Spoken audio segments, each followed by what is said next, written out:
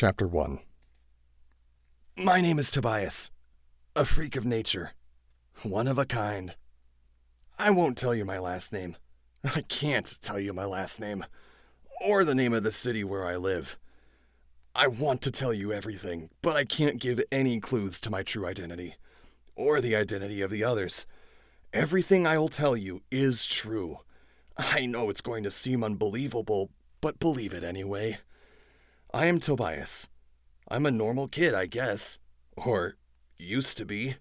I used to do okay in school. Not great, but not bad either. Just okay. I guess I was a dweeb, kind of. Big, but not big enough to keep from getting picked on. I had blonde hair, kind of wild because I could never get it to look right. My eyes were... What color were my eyes? It's only been a few weeks, and already I'm forgetting things about being human. I guess it doesn't matter anyway. My eyes now are gold and brown. I have eyes that look fierce and angry all the time. I'm not always fierce or angry, but I look that way. One afternoon, I was riding the thermals, the upswelling hot air. I rode them way up into the sky.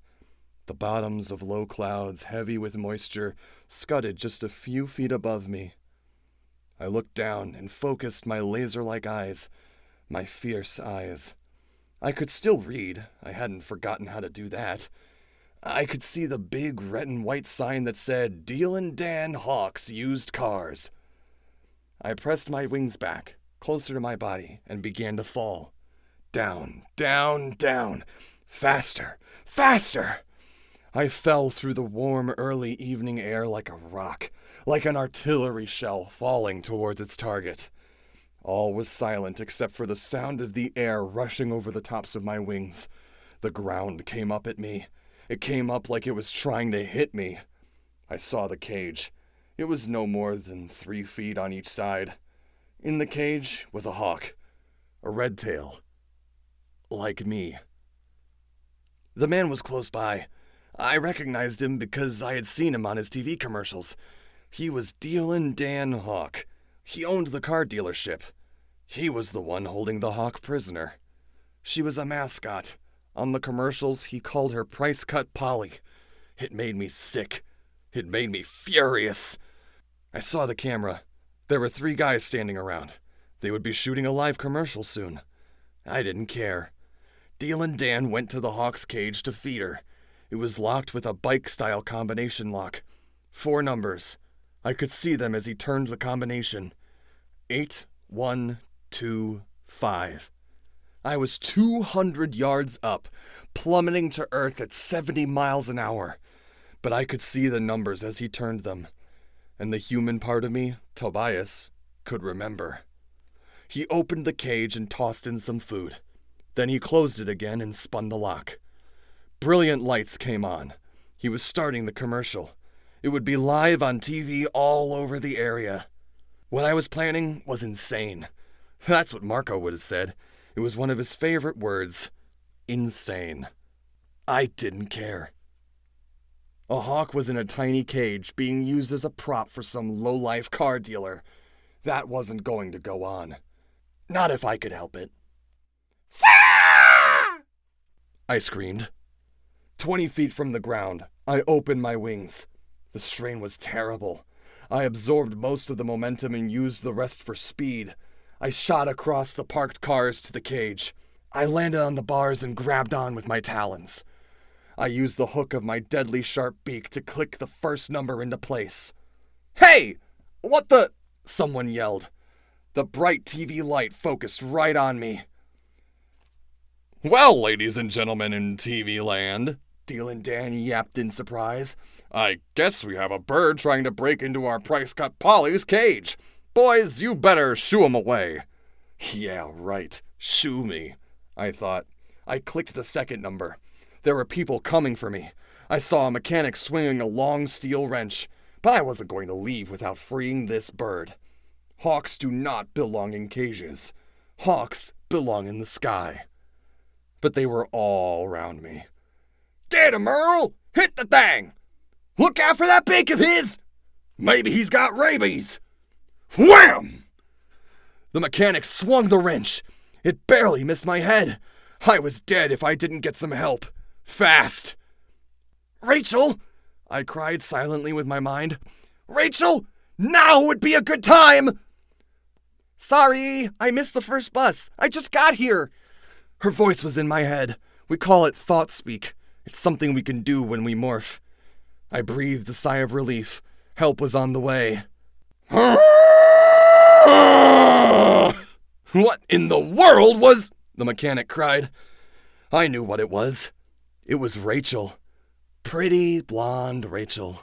Although, right at the moment, she wasn't pretty. Impressive, but not pretty. Boom! Crunch! Oh my lord, Deal and Dan gasped. Forget the bird! There's an elephant stomping over the convertibles! I would have smiled if I'd had a mouth. I finished turning the lock. I yanked open the cage door. The hawk was wary. She was a true hawk, with only a hawk's mind and instincts to guide her. But she did know an open path to the sky when she saw one. Out she came, in a rush of gray and brown and white feathers. She didn't know that I had freed her. That kind of concept was beyond her thinking, and she felt no gratitude. But she flapped her wings and rose into the air. Free. And right then I had the strangest feeling, like I should go with her. Like I should be with her. Can we get out of here now? Rachel asked. She was bellowing loudly, tossing her big trunk around and stomping various cars, having a very good time by elephant standards. But it was time for us to leave, for Rachel to resume her human form. I looked up again. I saw the sunlight shine through the hawk's red tail. She flew toward the setting sun. Chapter 2. I hear sirens, I said urgently. I hear them too, Rachel snapped. I have ears the size of quilts. You think I can't hear them? I'm morphing as fast as I can. I just hope it's real cops, not controllers. We had reached a patch of woods behind Deal and Dan's car dealership. It was really just a few scruffy trees between the car place and a convenience store. I watched from a low tree branch as Rachel morphed back to human again. If you've never seen someone morph, you have no idea just how incredibly weird it is. When she began, she was a full-grown African elephant, 10 feet tall, almost twice that from head to tail. She weighed at least 6,000 pounds. I say at least because we've never exactly tried to stick her on the bathroom scale. She had 2 curved tusks, each about as long as a child, and a trunk that dragged the ground when she walked and could pick up a big, slashing, yelling, dangerously angry Hork-Bajir warrior and throw him 20 feet. I'd seen her do it. Tobias, you could have at least waited till he was done broadcasting that commercial. Thousands of people saw that on TV. Thousands! Most people will figure it was some kind of a stunt or a trick, I said. Most people, maybe, but not controllers. Any controllers who happen to be watching will guess right away that we were not just animals. Controllers.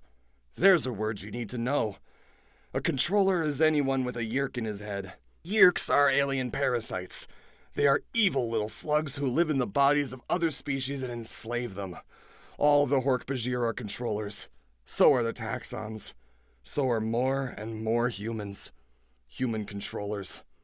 As I watched, Rachel began to shrink. The ropey tail was sucked up like a piece of spaghetti.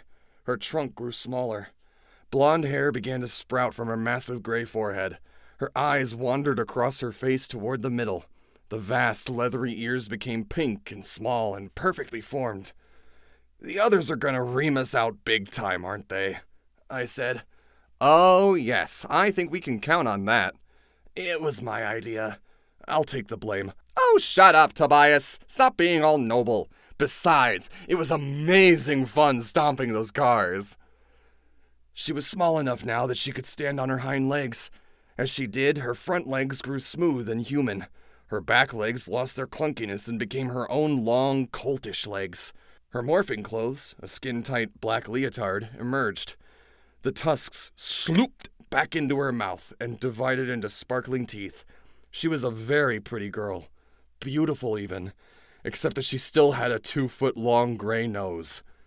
At last, the trunk seemed to roll up and became a regular nose. She was a girl again, barefoot because no one had figured out how to morph shoes. Her mouth was back to normal. She spoke in her normal voice, no longer in my head. Thought speeches only for morphs. "Okay, I'm back. Let's bail!" The siren sounds were coming ever closer. "Head for the convenience store. I'll go up and look around." "I hope they have some flip-flops for sale in there," Rachel grumbled. "This shoe situation is a pain." The elephant was gone. The girl had emerged. "See? I told you it would be hard to believe."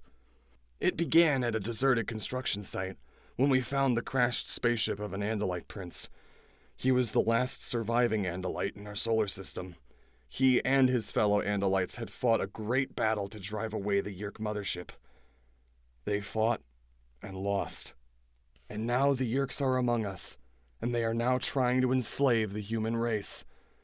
Before he died at the hands of the Yeerk leader, a terrible creature called Visser III, the Andalite gave us a great gift and a great curse.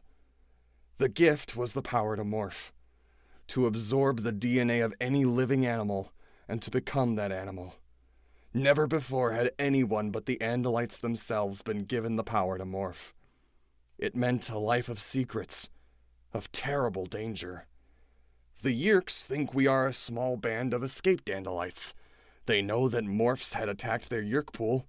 They know that morphs had even infiltrated the home of one of their most important controllers, Chapman. But they don't know that we are just 5 normal human kids who'd been walking home from the mall one night.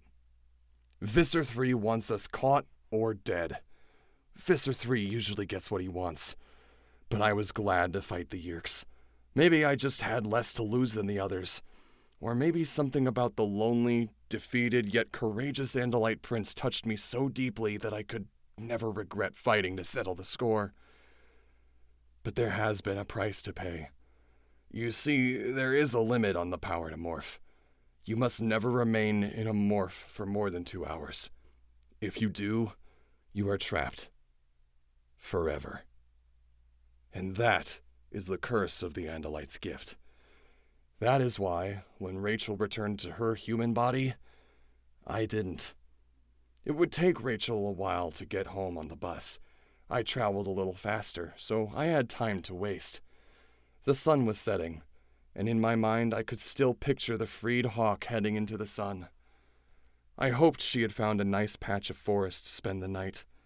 That's what a redtail likes. A nice tree branch with a clear view of a meadow full of little mice and rats and shrews and voles as they scurry below. That's how they hunt. I headed toward the tall buildings of downtown. I caught a beautiful thermal that billowed up in the face of some skyscrapers. A thermal is like a big bubble of warm air. It rises beneath your wings and makes it effortless to just go soaring up and up. I caught the thermal and went shooting up the side of the skyscraper like I was riding an elevator. A lot of the offices were empty since it was Saturday, but around the 60th floor I saw an old man looking out the window. Maybe he was some big, important businessman, I don't know. But when he saw me, he smiled. He watched me soar up and away, and I knew he was jealous. I was half a mile up when I finally turned away from the sun and headed toward Rachel's house. The sun was going down. The moon just peeked over the rim of the world. Then I felt... I don't know how to describe it. It was in the air above me. Huge! Vast! Bigger than any jet. I looked up, but there was nothing there. And yet, I felt it in my heart. I knew it was up there, coming toward me, but perhaps a mile higher than me. I focused all the power of my hawk's eyes on the sky. A ripple! That's what it was, a ripple. Like the ripple you make throwing a stone into a calm pond. The faint twilight stars flickered as it passed by. The sun's light bent, and for just a split second I was sure I could see... something. But no. It was gone. If it had ever really been there. I tried to follow the hole in the sky, but it was moving too fast. I tried to see which way it was going, and where it had come from. It seemed to be moving away from the mountains and picking up speed, but I lost it over the suburbs as it accelerated away. I flew on to Rachel's house. I watched as she got off the bus far below me. The others, Jake, Marco, and Cassie, were all up in her room waiting for us. I was not surprised. "Hey, Rachel," I said, floating above her. She could only wave up at me. You can hear thought speak when you're human, but you can't make thought speech. I predict Marco's first words will be, "Are you insane?" I told Rachel. She gave me a little wink. Rachel went in through the front door. I flew in an open window. There we were, all together, the 5 of us, the Animorphs. The other 3 of us must have seen the commercial, and were not at all happy. Marco started the conversation. "Are you insane?" he said. Chapter 3. Marco yelled for a while. Jake made us promise never to do something that stupid again. And Cassie, being Cassie, got everyone to make up and be friends again. "We aren't supposed to be rescuing animals," Marco said. "We're supposed to be rescuing the entire human race from being enslaved by the Yeerks." "I thought you didn't want to save the world, Marco," I pointed out. He scowled at me. But there's no point in scowling at me. With my face, I can outscowl anyone. "You're right," Marco said. "But since all of you guys think you have to save the world, and since you're all my friends, more or less, I figure someone has to keep you from being total idiots." Marco is the most reluctant of the Animorphs, although actually he's the one who came up with the word Animorph. And he's been in with us from the start. Marco just thinks we should look out for ourselves and our own families. Marco and I will probably never be very close. He's a typical smart aleck kind of guy, always confident, always has some funny or sarcastic thing to say. He's short, or at least he's not very tall. I guess girls think he's cute because he has this long brown hair and dark eyes. Jake grinned at Marco. "So you're the one who has to rescue all of us from being idiots." "Boy, if Marco's the sensible one, we're all in serious trouble," Rachel said. Everyone laughed.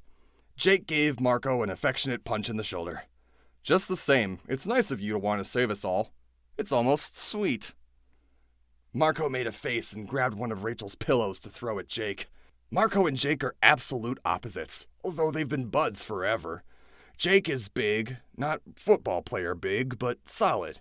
Jake is one of those people who are natural leaders. If you were ever trapped in a burning building, you would turn to Jake and ask, "What do we do?" And he would have an answer, too. You can tell he and Rachel are cousins. They're both kind of determined people. "I have to get going," Cassie said. "I have horses to feed and bird cages to clean." "Don't say the word cage around Tobias," Marco said. "He'll do some guerrilla, commando, ninja, SWAT team, Hawk from Hell attack on the center. And he'll talk to Rachel into stomping your house flat." Everyone laughed because we all knew why Cassie had bird cages. Her father and mother are both veterinarians. Her mom works for the Gardens, which is this huge zoo and amusement park. Her dad runs the Wildlife Rehabilitation Center in the barn on their family farm. The center takes in wild animals that are sick or hurt and cares for them. The cages Cassie had to get home to clean were filled with sparrows with broken wings, and eagles who'd been shot, and seagulls who'd gotten tangled in trash. Cassie is our expert on animals. She also gets us access to animals to morph. She's a gentle person. She can also morph better than any of us. Everyone stood up and started to go. "You coming, Tobias?" Jake asked me. "No, not right away. I think I'll fly around. It's a nice night." "Cool," he said. "I'll put some food up in your attic for you in case you get home late. I don't want anything getting at it, though.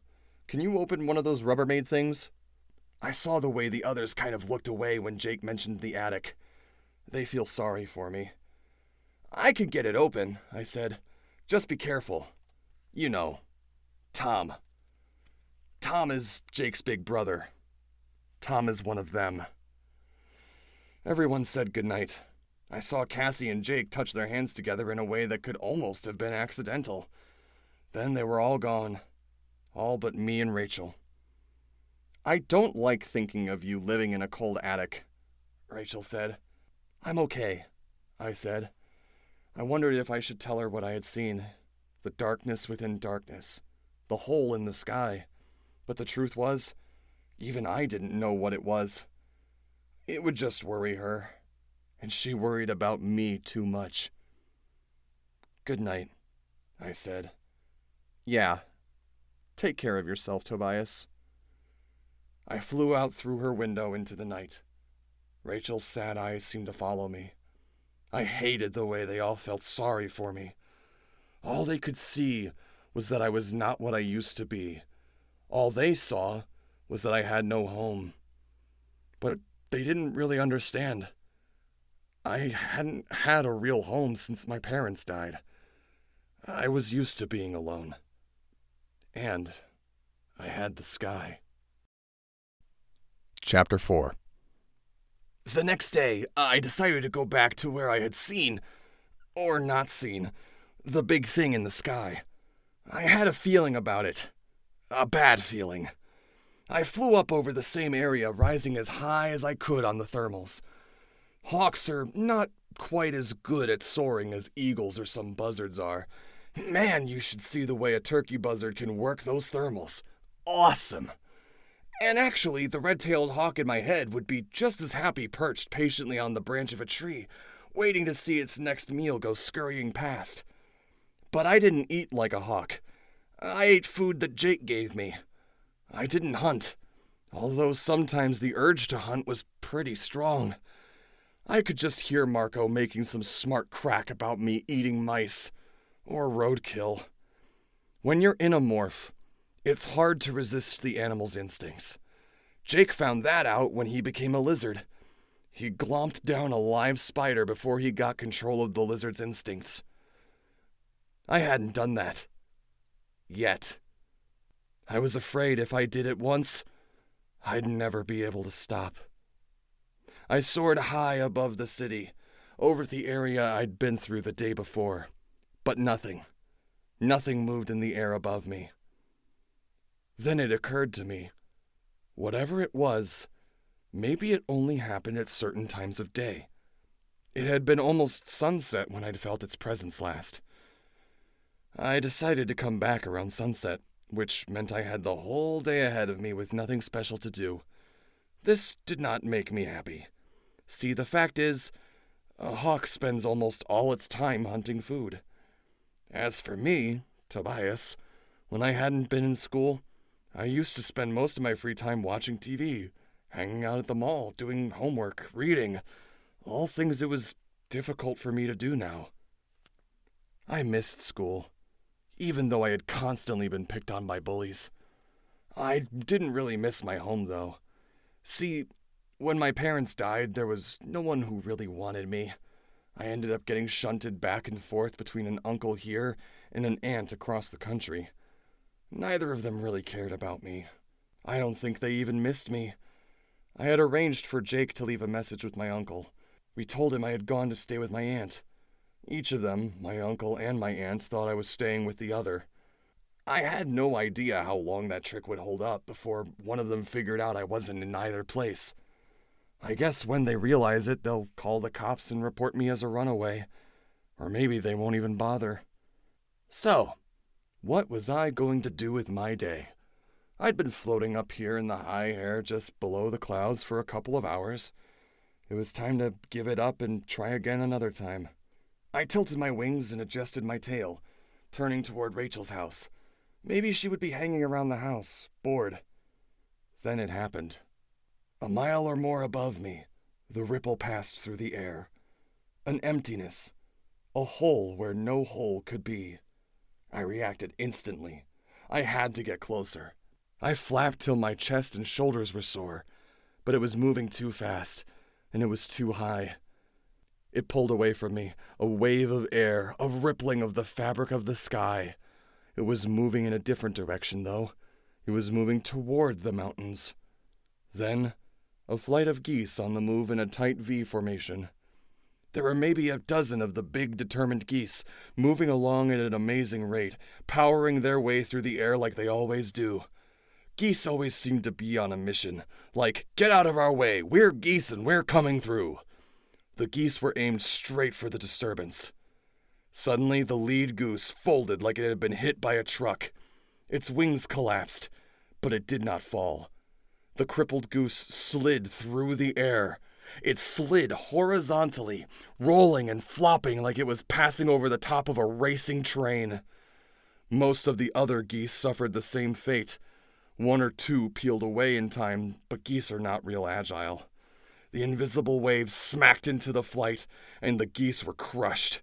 They were rolling and sliding along some unseen but solid surface. And everywhere the geese hit, I could catch the little glimpses of steel-gray metal. The wave passed by. The geese fell in its wake, dead or crippled. It flew on, unconcerned. But then why should the Yeerks care about a handful of geese? And that's what they were, I was certain. Yeerks. What I had seen, or not quite seen, was a Yeerk ship.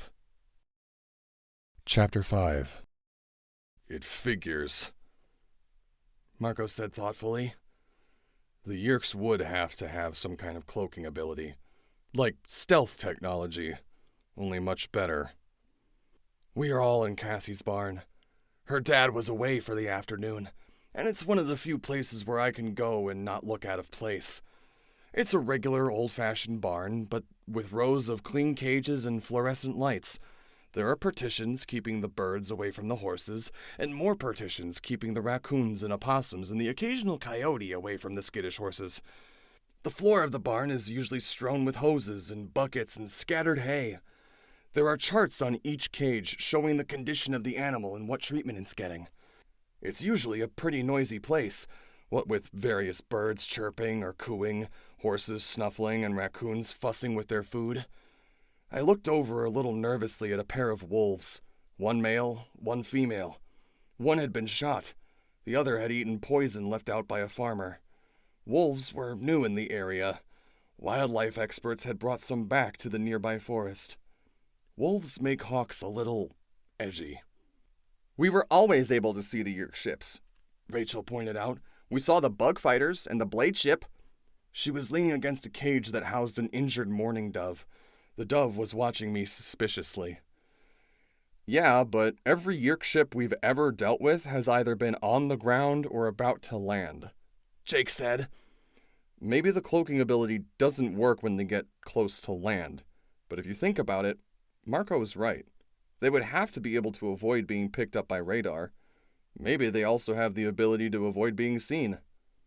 It was a Yeerk ship, I said flatly. How can you be so sure? Cassie asked. She was working as we talked, cleaning an empty cage with a brush and a bucket of sudsy water. It just was, I said stubbornly. I just got this feeling from it. Also, it seemed huge, far bigger than even the biggest jet. This was huge, more like a real ship, like an ocean liner. The question is, what do we do about it? Jake asked. Of course, I knew he'd already made up his mind to do something, but Jake doesn't like to act like the one in charge, even though that's how I think of him. He lets everyone have their say first. I want to find out what it's doing, I said. The first time, I had the feeling it was heading away from the mountains. The second time, it was doing just the opposite. It was flying too low to make it over the mountains. So I'm guessing it was doing something in the mountains. Rachel nodded. That makes sense. Marco rolled his eyes. The mountains? Have you suburb dwellers ever been to the mountains? We're talking about a large area. No matter how big this ship is, it could hide in 1,000 places in the mountains. Then we'd better start looking right away, Rachel said brightly. Jake looked at Cassie. Cass, what do you think? Cassie shrugged. I halfway feel like we've done enough, you know? We attacked the Yerk pool. We barely got out alive. We infiltrated Chapman's house and Rachel was captured. Again, we barely got out alive. I guess the question is, how many risks are we going to take? How many more times are we going to barely escape? I could see that Marco was surprised. Suddenly, it sounded like Cassie was on his side. Exactly! Exactly! Just what I've been saying! Why is it our job to get killed? But then, Cassie went and blew it all for him. I mean, as far as I'm concerned, I can't just do nothing while people are enslaved by the Yerks, Cassie said. Maybe it's just me. She shrugged. The thing is, I have these powers. She shrugged again. I can't just do nothing.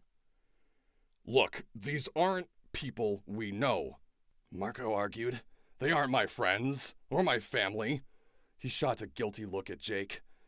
And we did everything we could for Tom. So why should I get killed for strangers? We can't stay lucky forever. Don't you people understand that? Sooner or later, we'll slip up. Sooner or later, we'll be standing around here crying because Jake or Rachel or Cassie or Tobias is gone. You know something? Rachel exploded. I'm tired of trying to talk you into this, Marco. You want out? Fine. You're out! Hey, Rachel, you're not just doing this to help save the human race, Marco yelled back. You get off on the danger! That's why you went with Tobias to free that bird! That wasn't about saving the world! That was about rescuing some stupid bird! Marco realized he'd gone too far. He fell silent. The others all looked guiltily at me. Rachel shot Marco a look of pure anger.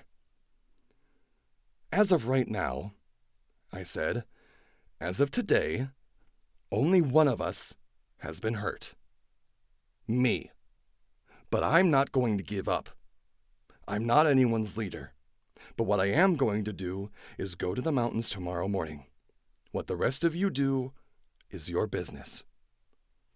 I'll be with you, Rachel said instantly. Cassie nodded. Jake made a wry smile. You say you're not a leader, but I'll go with you. Marco shook his head. No, he said. Your choice, Rachel said. That's not what I meant, Marco said angrily. I meant no, not in the morning. Tomorrow's a school day. If all of us skip school on the same day, and later there's some trouble with the Yerks, don't you think Chapman might put 2 and 2 together? Jake raised an eyebrow. Marco's right. After school. He looked at the others and nodded. It bothered me that Marco was right. But he was.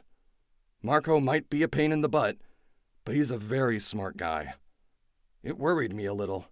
It made me wonder, was he right about other things as well? How many risks could we take before we lost? How long till the 5 of us were 4? Or 2? Or none? Chapter 6. Jake had a peregrine falcon morph we'd used before. Marco and Cassie had morphed ospreys. Rachel had been a bald eagle, so we all should have been able to fly up to the mountains. But there are millions of bird watchers in this country. They're very cool people because they never hurt a bird. They don't hunt. They just get pleasure out of watching birds fly or nest.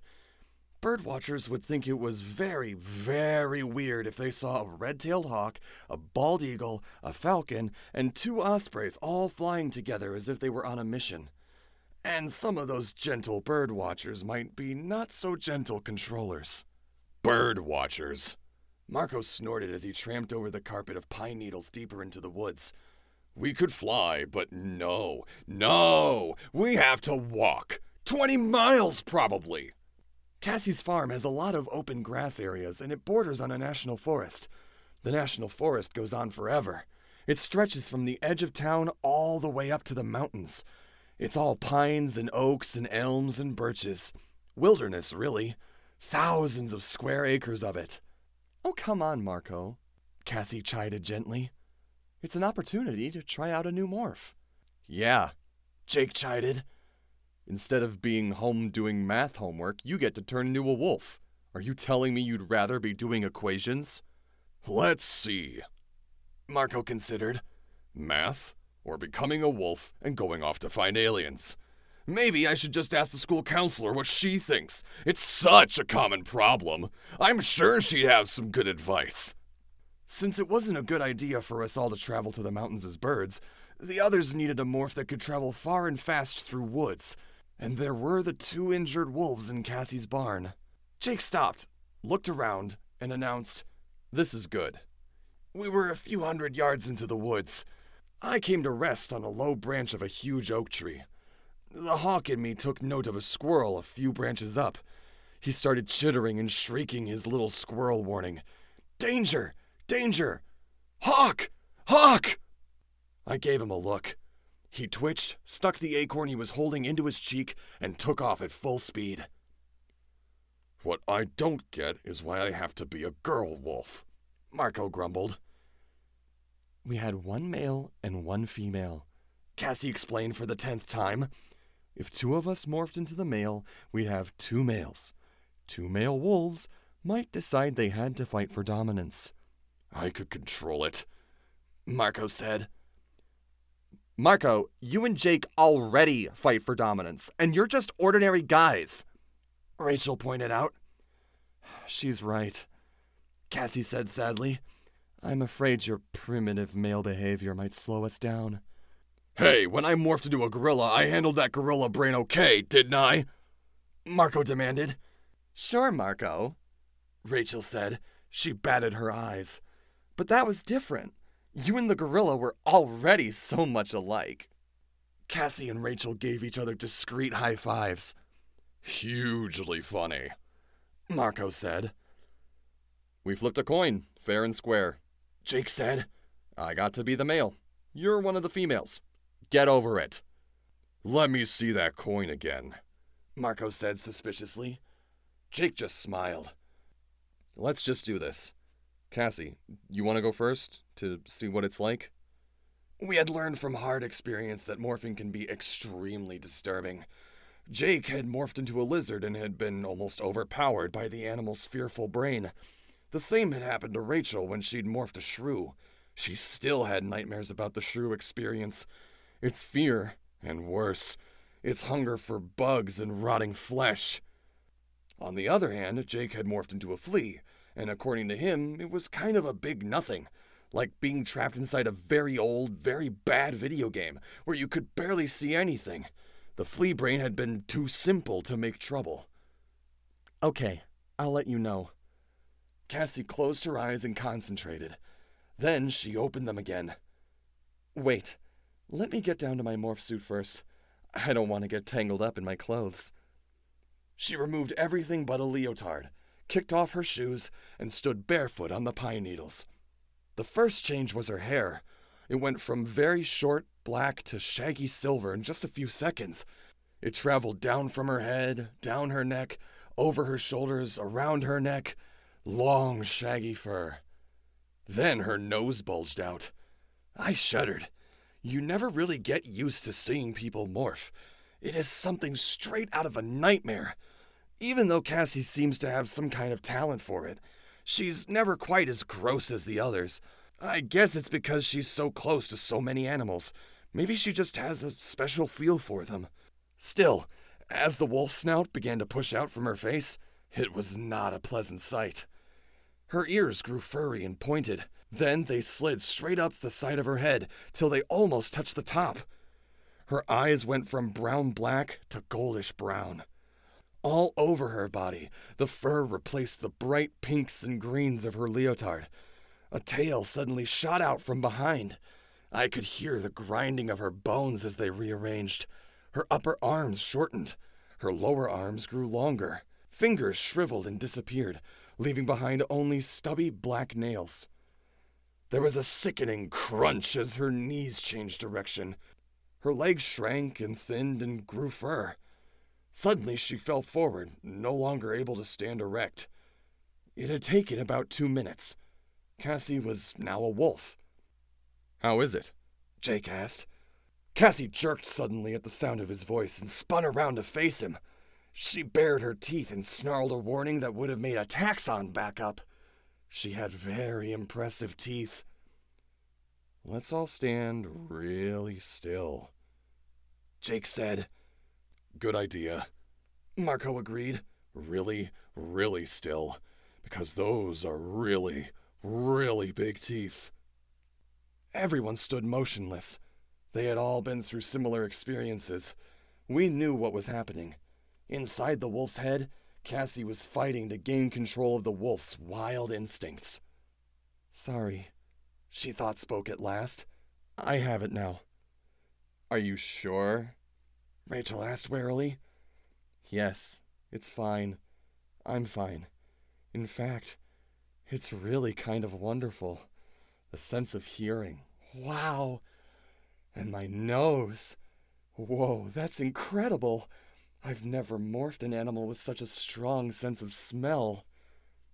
Then I'm extra glad I put on deodorant, Marco joked. Who had bacon for breakfast? Cassie turned her wolf head this way and that. Rachel, bacon? I thought you were going to go vegetarian. Marco laughed at the guilty look on Rachel's face. Ooh, busted by Cassie the Wonder Nose. Let's get busy, Jake said. The 2-hour clock is now running. Tick-tock. One by one, they each stole a glance at me.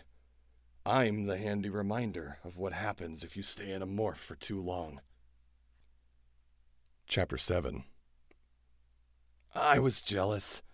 I mean, okay, if you ever have to be stuck as an animal, I think being a hawk is the coolest choice of all. But still, I was jealous. My friends were really enjoying being wolves. I guess it was a strange experience for them. I flew above the forest, skimming the treetops while down below they ran. They moved so fast it wasn't always easy for me to keep up. Not that their actual speed was so great, it's just that they never stopped, never rested. They just moved at a constant 20 miles an hour or so. Over fallen logs, between trees, under bushes, nothing even slowed them down. Well, actually, that's not completely true. Two things slowed them down a little. One was Jake. He was the dominant male. In wolf packs, that's called an alpha. So he had a special wolf job to perform. Jake, just how many more times are you going to pee? Rachel demanded after his 5th stop. I don't know. I kind of have to do it a lot, he admitted. Why? Did you drink too much soda before we left? I don't know, he admitted. I just keep getting this urge to pee.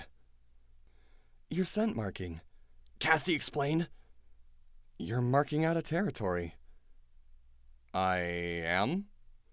Yes, you are. It's normal for a dominant wolf. At least that's what my wolf book said. Although it's a little gross for the rest of us to have to watch. The other thing that slowed them down was when they stopped once and started to howl. It was Jake who started it. It caught everyone by surprise, including Jake himself.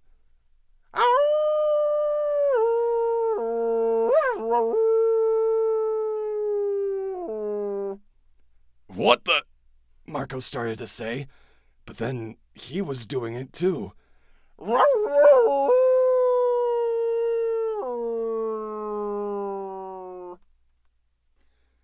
Cassie and Rachel weren't far behind.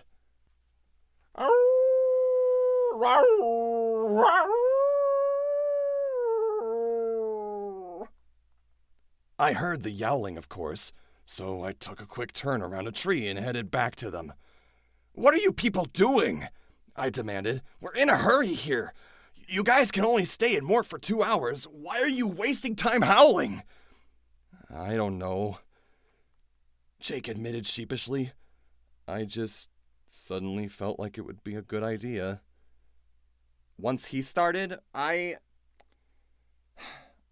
kind of felt like I should join in, Rachel said. I think it's a way to warn all the other wolves that we're here, so we don't run into any other packs and get in fights.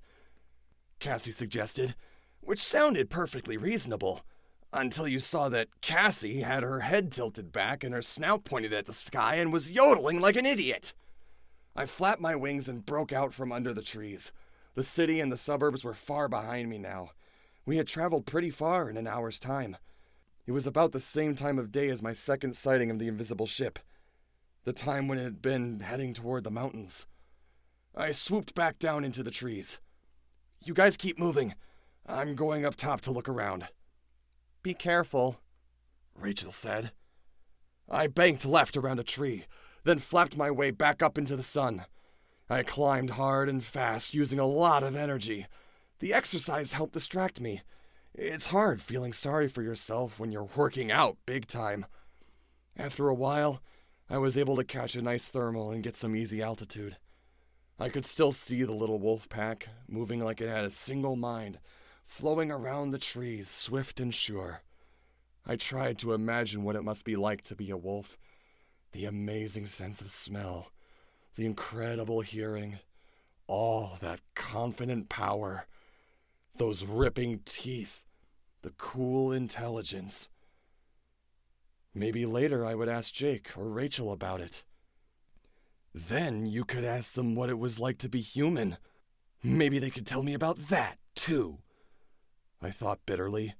Stop it, Tobias, I ordered myself. Stop it.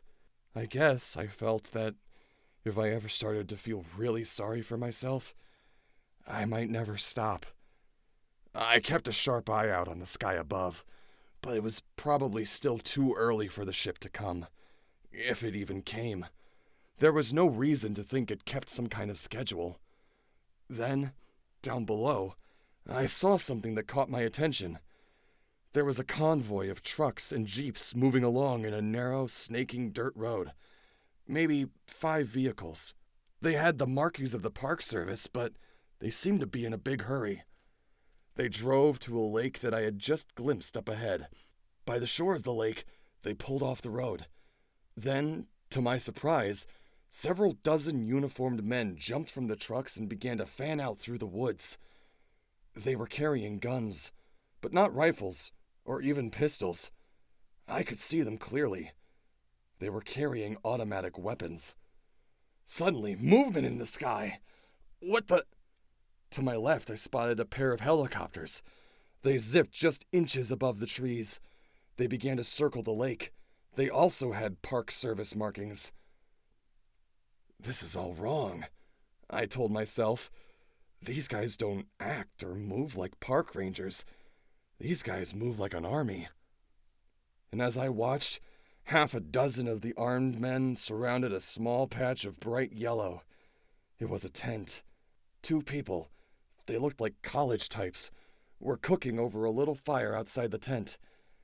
I could see the expressions of total amazement and fear when they suddenly realized they were surrounded by 6 men with automatic weapons. The 2 campers were marched back to the nearest truck and driven away at high speed. I don't know what story the 2 campers were told. Maybe the park rangers told them there was a dangerous fugitive in the area. Or maybe they said it was a forest fire. I don't know. I just know those 2 campers were out of there before they knew what hit them. The 2 choppers circled the lake. Then they landed in a small clearing at the far side of the lake at the same time. It was more than a mile away. Far, even for my hawk's eyes, in the slanting light of afternoon. But I could still see what came out of those helicopters.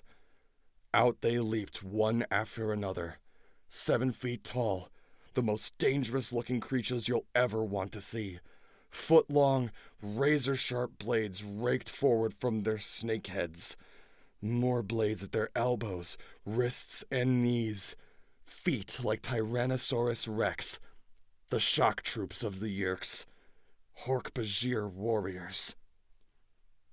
Chapter 8. Hork-Bajir! The first time I'd seen them was at the construction site. I was still fully human then. It was while Visser 3 was taunting the fallen Andalite. The 5 of us had been cowering behind a low wall. A Hork-Bajir had been within a few feet of us. The Andalite told us they had once been a good people, the Hork-Bajir, that despite their fearsome appearance, they were a gentle race. But the Hork-Bajir were all controllers now. They all carried the Yeerk slug in their brains, and they were no longer gentle. I made a sharp turn back. I had to warn the others. I passed over a group of the park rangers and swooped low enough to read one man's watch. My friends had been in morph for more than an hour. Great. Low on time, and the Hork-Bajir are here. I soon spotted the wolf pack, still trotting along resolutely, never tiring, pausing only for Jake to pee. I dived toward them. Just over their heads, I pulled up suddenly. They yelped and scampered around. Jake bared his fangs at me. I came to rest on a decayed log. Instantly, as if on command, the others started fanning out around me and circling me. The 5 of them were acting like a wolf pack surrounding prey. In their own way, they kind of reminded me of the Hork-Bajir. Hey, it's just me. Relax, I said. No answer. Jake snarled a brief command at one of the others. Wait a minute. 5? 5 wolves? Jake, who wasn't really Jake, leaped at me. Whoa! Wolves don't usually hurt humans, but they will definitely eat a bird when they're hungry enough. And one thing you don't ever want to see is a hungry wolf, yellowed fangs bared, gold brown eyes glaring, fur bristling, coming at you. I flapped my wings hard. The big male wolf went shooting past, barely, but the rest were all around me. I flapped again and got airborne, but just a few inches. I was skimming wildly over the pine needle carpet, flapping for all I was worth, with 5 determined wolves hot on my tail. Swoom! I caught the tiniest headwind, but it was all I needed. I was up and out of there, while the wolves yowled and snapped their powerful jaws in frustration below me. 10 minutes later, I found a second wolf pack. This time I counted 4 wolves. Still, I was cautious. Is that you guys? Who else would it be? Marco asked. Don't ask, I said. Look, we have trouble. I flapped down to a low branch and rested my wings. I was still a little shaken up from my close call with the wrong wolves. There's a lake just a little way ahead. It's crawling with park rangers who aren't really park rangers. Yeah, I thought I smelled water. And humans, Cassie said. How do you know they're not real park rangers? Jake asked. Because real park rangers don't carry machine guns, I said. Plus, they don't hang around with Hork-Bajir. Hork-Bajir? Cassie asked shakily. You're sure? Oh, yeah, I said. It's kind of hard to confuse them with anything else. The park rangers are clearing out the area around the lake. They hustled some campers out of there real fast. At gunpoint. Hork-Bajir, Marco said with distaste. I really don't like those guys. Rachel asked, This lake, it's in the same direction your big invisible ship was moving? It's in a perfectly straight line, I said.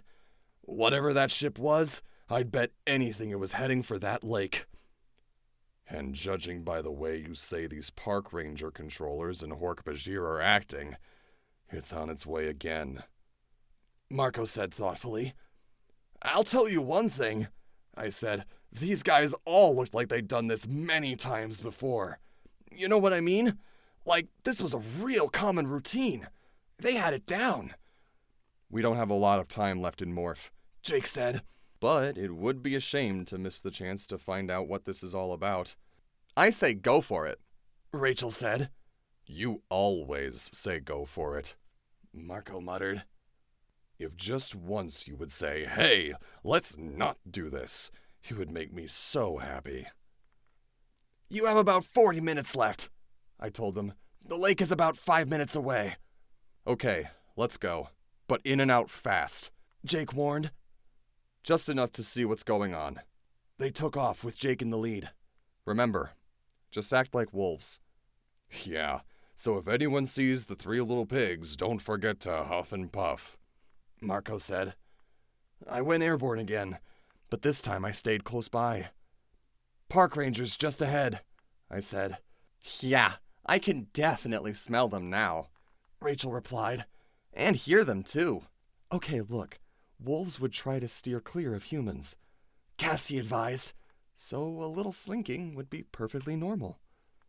They moved in a cautious circle around the phony park rangers, but I could see that the rangers had spotted them. They tensed up, then relaxed when they saw it was just a wolf pack minding its own business. I decided to get some altitude. Unfortunately, since there were no convenient thermals, I had to flap my way up. I was a few thousand yards high, able to see my friends and the lake, when I felt its presence again. I looked up. The invisible wave.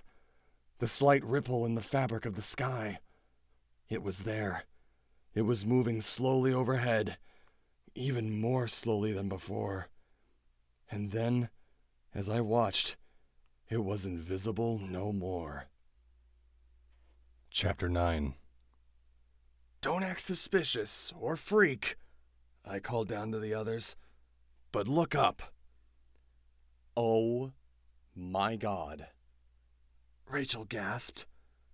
It's huge, Cassie cried. It was huge, but the word huge doesn't really begin to describe it. Have you ever seen a picture of an oil tanker? Or maybe an aircraft carrier? That's what I mean by huge. Compared to this thing, the biggest jumbo jet ever built was a toy. It was shaped like a manta ray. There was a bulging fat portion in the middle with swooped curvy wings, one either side. On top of the wings were huge scoops, like air intakes on a fighter jet, but much bigger. You could suck a fleet of buses in through those scoops. The only windows were in a small bulge at the top. The bridge, I realized. Focusing on it, I could see the shadowy shapes of taxons inside. But mostly, that ship was just big. Really big. As in, it blocked out the sun. It was so big. Suddenly, out from behind the ship, a pair of bug fighters zipped into view. We had seen them before. They're small for spaceships. You couldn't park one in your garage, but you could land it on your front lawn. They look like metal cockroaches, with two serrated spear-like protrusions pointed forward on either side. I have bug fighters up here, I called down to the others. A pair. Who cares about bug fighters? Marco asked. They're nothing compared to that whale. The bug fighters are circling the lake.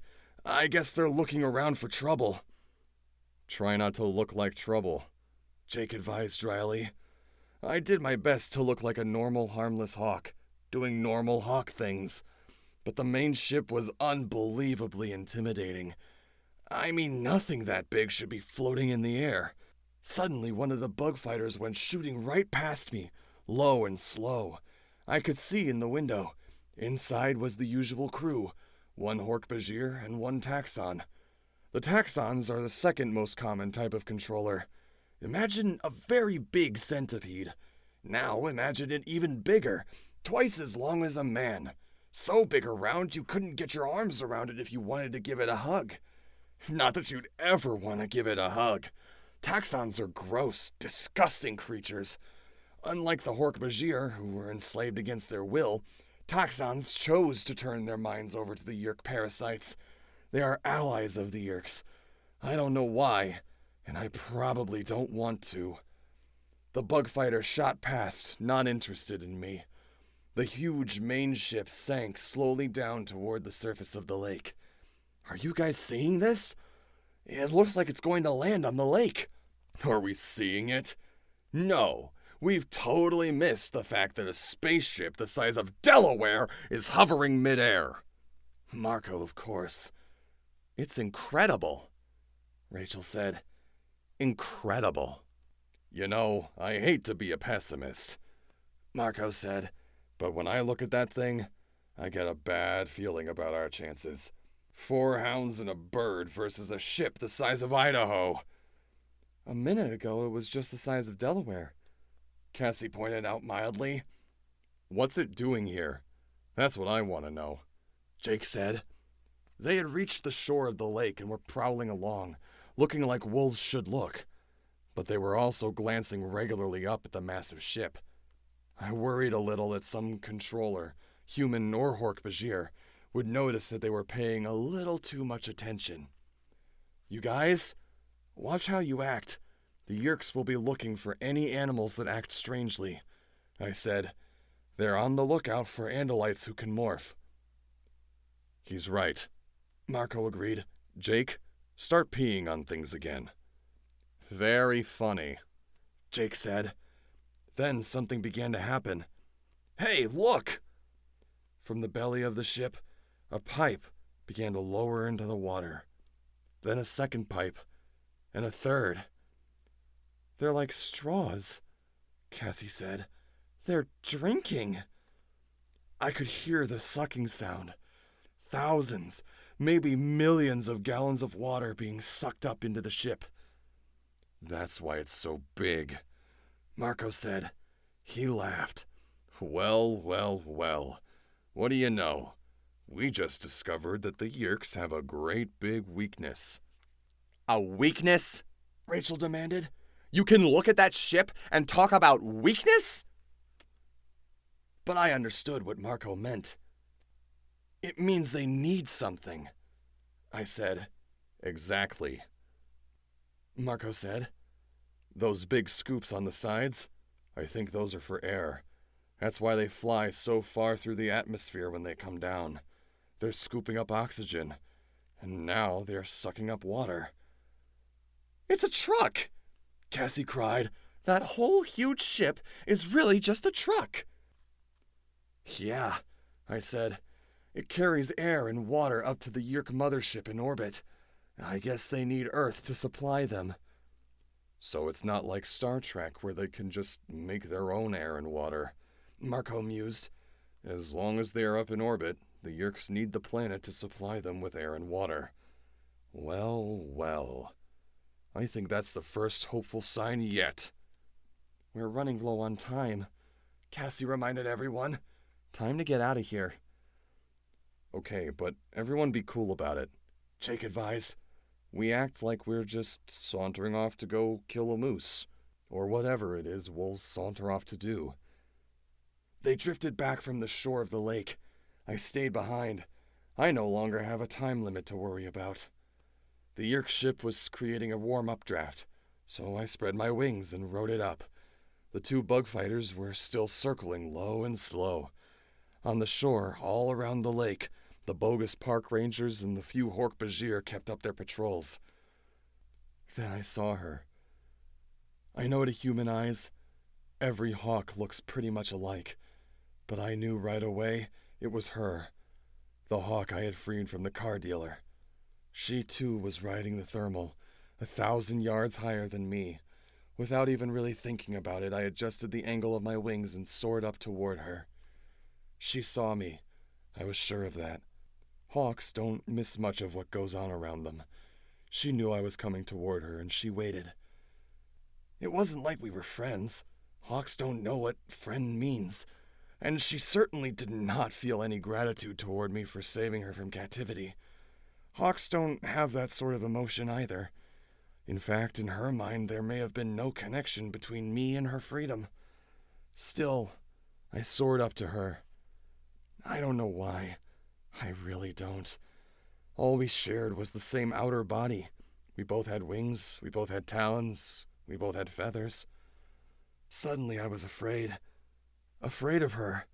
And it was insane because there I was, floating above an alien spaceship so big it could have been turned into a mall. But it was the hawk that frightened me. Or maybe not the hawk herself. Maybe it was the feeling I had rising up to meet her in the sky.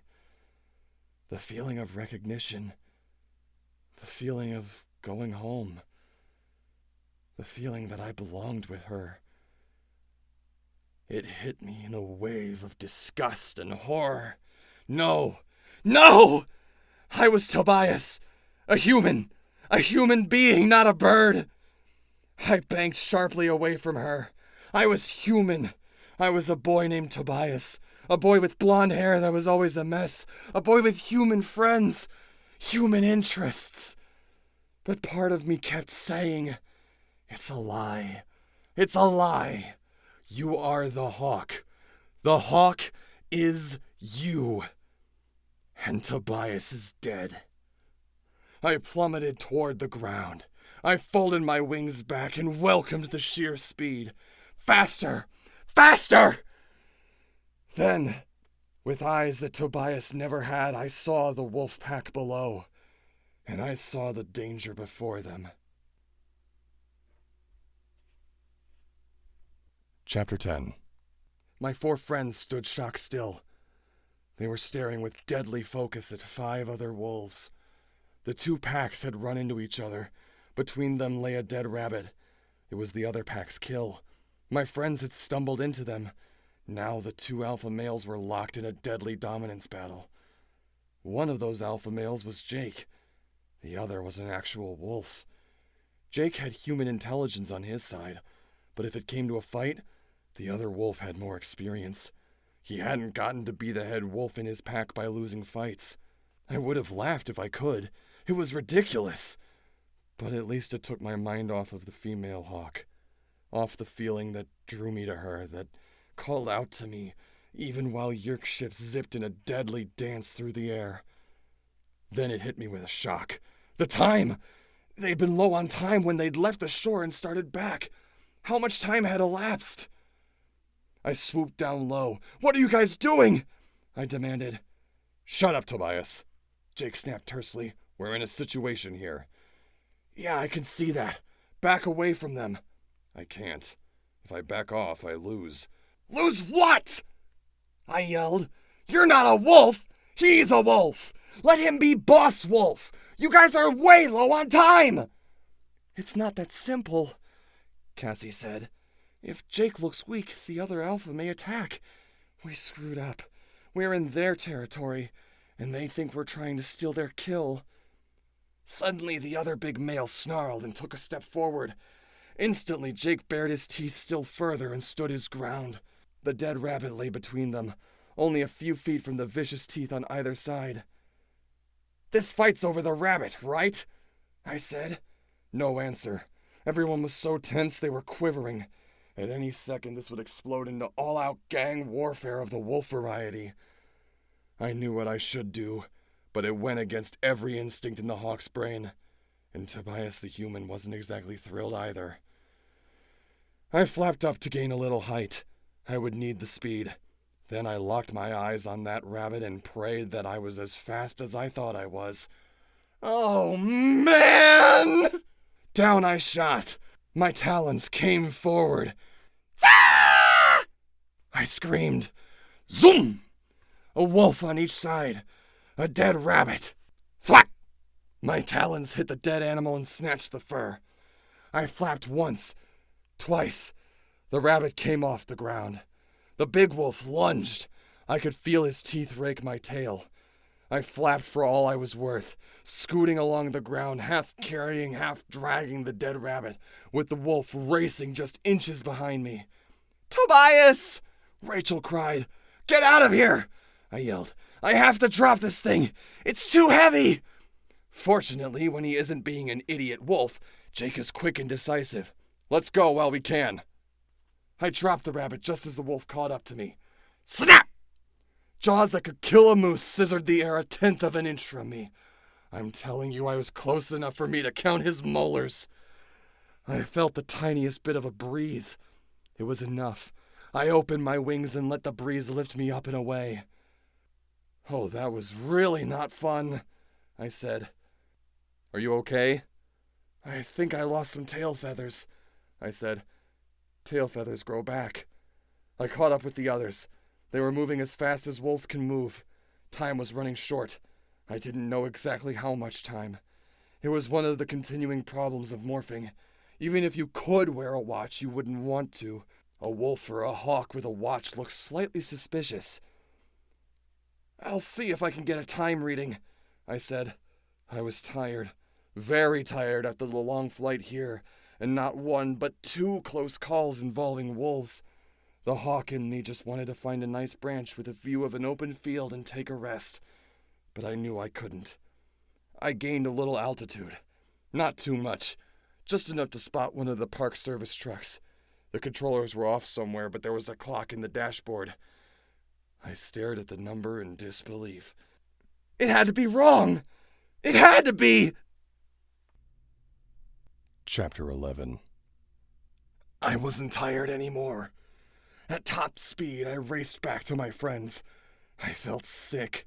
I felt like my heart was going to burst. They had missed the deadline!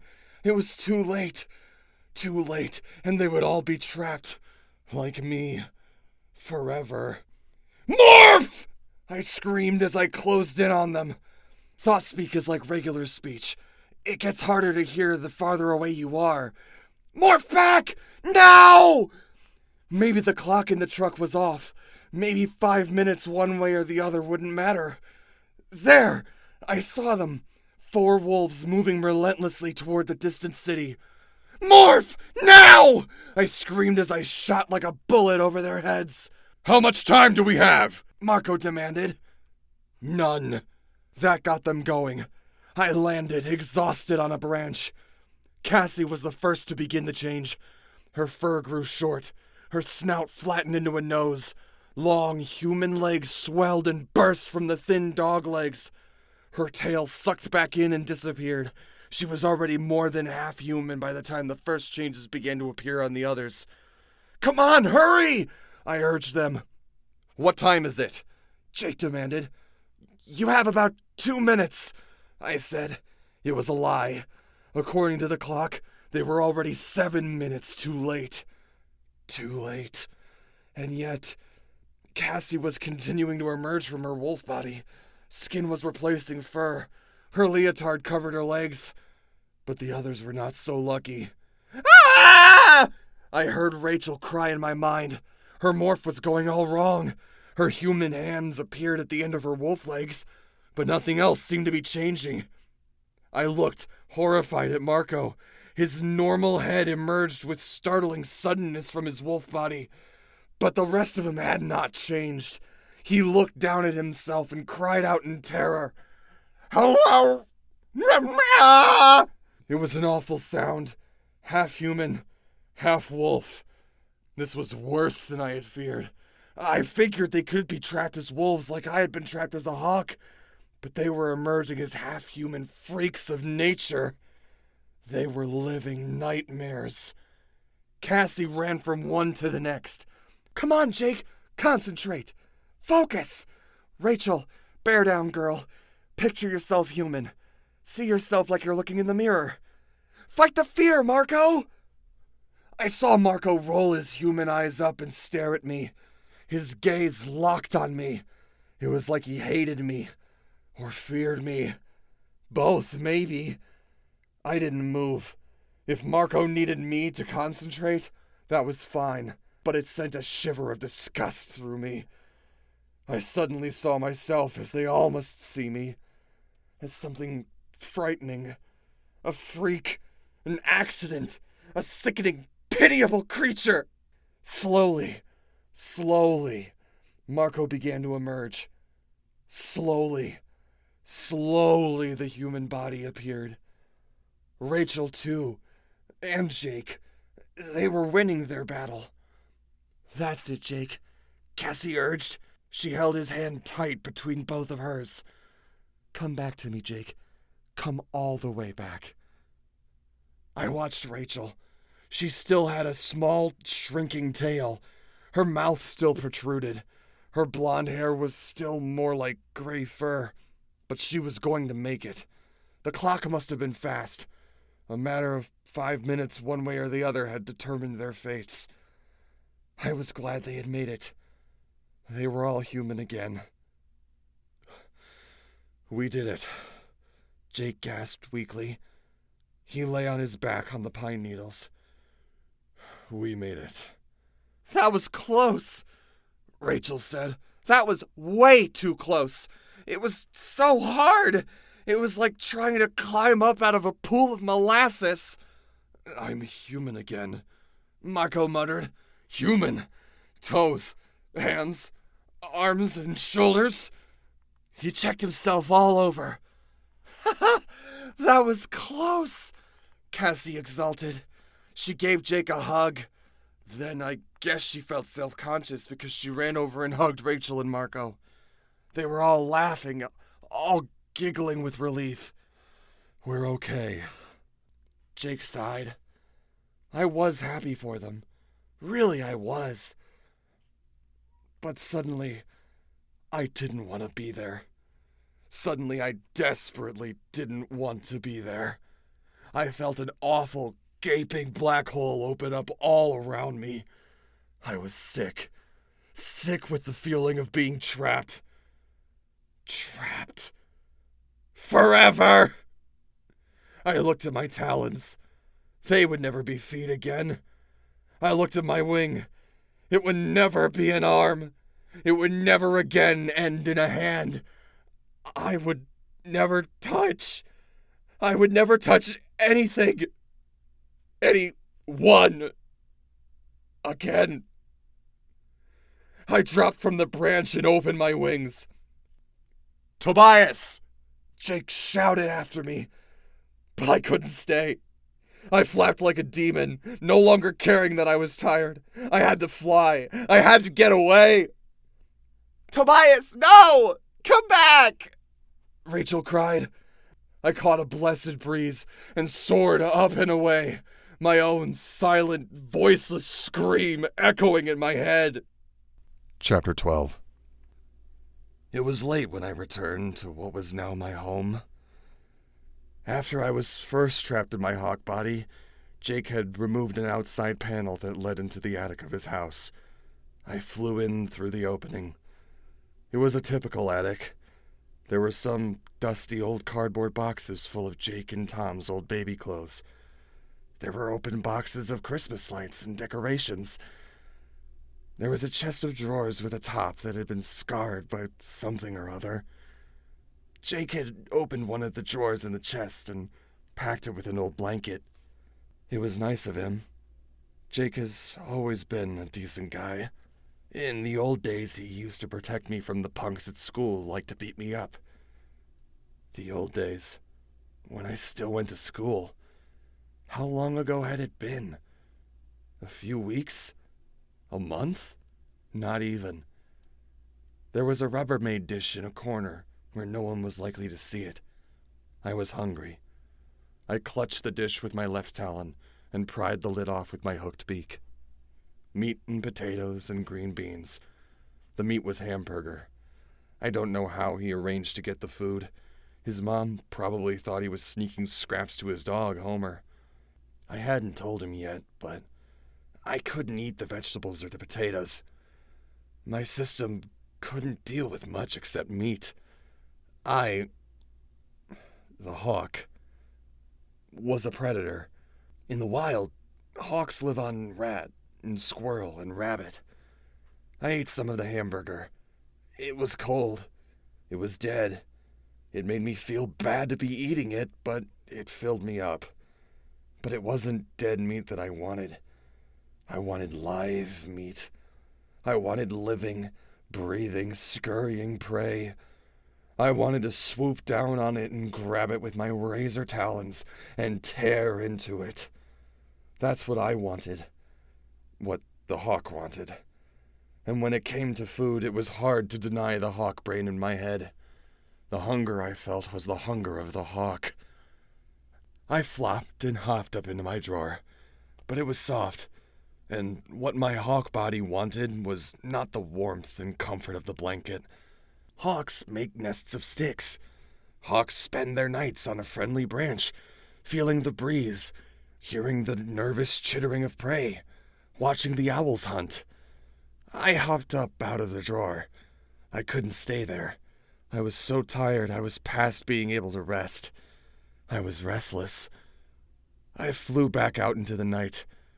Hawks are not usually nocturnal. The night belongs to other hunters, but I wasn't ready to rest. I flew aimlessly for a while, but I knew in my heart where I was going. Rachel's bedroom light was still on. I fluttered down and landed on a birdhouse she had deliberately nailed out there for me to land on when I came over. I rustled my wings softly against the glass. I scratched with one talon. Rachel? A moment later, the window slid up. She was there, wearing a bathrobe and fuzzy slippers. "Hi," she said. "I was worried about you." "Why?" I asked, but I knew the answer. "We weren't very sensitive this afternoon," she said. She spoke in a whisper. "We couldn't have her mother or one of her little sisters overhear her having a one-sided conversation with no one." "Don't be silly," I said. "You guys barely escaped being... you know." "Come inside. I have my bedroom door locked." I hopped in through the window and fluttered over to her dresser. Suddenly, I realized something was behind me. I turned my head around. It was a mirror. I was looking at myself. I had a reddish tail of long, straight feathers. The rest of my back was mottled dark brown. I had big shoulders that looked kind of hunched, like I was a football lineman ready for the snap. My head was streamlined.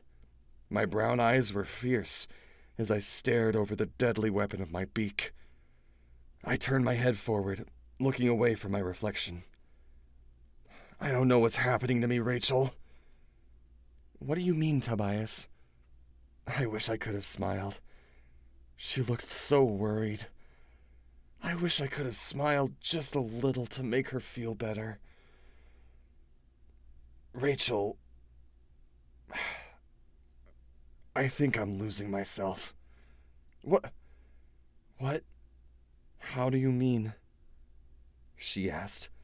She bit her lip and tried not to let me see. But of course, Hawkeyes miss nothing. Today, the hawk we freed, she was there. At the lake, I wanted to go with her. I felt like I belonged with her. "You belong with us," Rachel said firmly. "You are a human being, Tobias." "How can you be so sure?" I asked her.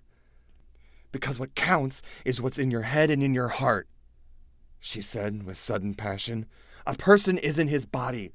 A person isn't what's on the outside." "Rachel, I don't even remember what I looked like." I could see that she wanted to cry, but Rachel is a person with strength that runs all the way through her. Maybe that's why I came to see her. I needed someone to be sure. I wanted someone to let me borrow a little of their strength. She went over to her nightstand and opened the drawer. She rummaged for a minute, then came back to me. She was holding a small photograph. She turned it so I could see. It was me. The me I used to be. "I didn't know you had a picture of me," I said. She nodded. "It's not a great picture. In real life, you look better." "In real life?" I echoed. "Tobias, someday the Andalites will return. If they don't, we're all lost, all the human race. If they do come back, I know they'll have some way to return you to your own body." "I wish I was sure," I said. "I am sure," she said. She put every ounce of faith into those 3 words. She wanted me to believe. But I could see the tears that were threatening to well up in her eyes as she lied. Like I said, hawks don't miss much. Chapter 13. Talking to Rachel helped. A little, anyway. I spent the night in my little drawer in Jake's attic. I spent the next day flying around, waiting for my friends to get out of school. In some ways, I realized my situation wasn't all bad. For one thing, I had no homework. For another, I could fly. How many average kids can hit 40 miles per hour in level flight and break 80 in a dive? I went to the beach and rode the thermals there. It was best where the cliffs pressed right up against the blue ocean. I saw some prey, some mice and voles in the grass along the top of the cliff, but I ignored them. I was Tobias. I was human. Jake had called a meeting for all of us for that evening in his room. Tom, Jake's brother, would be away at a meeting of the Sharing. The Sharing is a front for the Yeerks. They pretend it's just some kind of Boy Scouts or whatever, but its real purpose is to recruit voluntary hosts for the Yeerks. I've gotten into the habit of checking people's watches from up in the air. Also, you know how banks sometimes will have a big sign showing the time and temperature? Those are helpful too. It's strange the things you miss when you lose your human body. Like showers. Like really sleeping all the way totally passed out. Or knowing what time it is. In the afternoon, I flew back to the school. I drifted around overhead till it let out. Then I waited till I saw Jake, Rachel, Cassie, and Marco come out. They came out separately. Marco had pointed out that it was bad security for them to be seen together all the time. I followed the bus with Jake and Rachel in it. They lived closest, just a few blocks away from each other. Marco lived in some apartments on the other side of the boulevard. He lived with his dad since his mom drowned a few years ago. Cassie had to travel farthest, out to the farm, which was about a mile from the others. For me, it was about a 3-minute flight. Like I say, there are some good things about having wings. I guess really it's okay most of the time. Really. I floated on a nice thermal above Jake's house, waiting for him to get home. I saw him get off the bus and go inside. I couldn't see Rachel from where I was because there were trees in the way, but I did see Marco for just a second or two. I concentrated on watching my friends. That way I didn't notice the squirrels in the trees as much, or the mice that poked their little noses from their holes and sniffed the air. After a while I saw Tom leave Jake's house. Tom looks just like Jake, only he's bigger and has shorter hair. I'd never really known Tom well, but it was during the doomed attempt to rescue him from the Yeerk pool that I was trapped.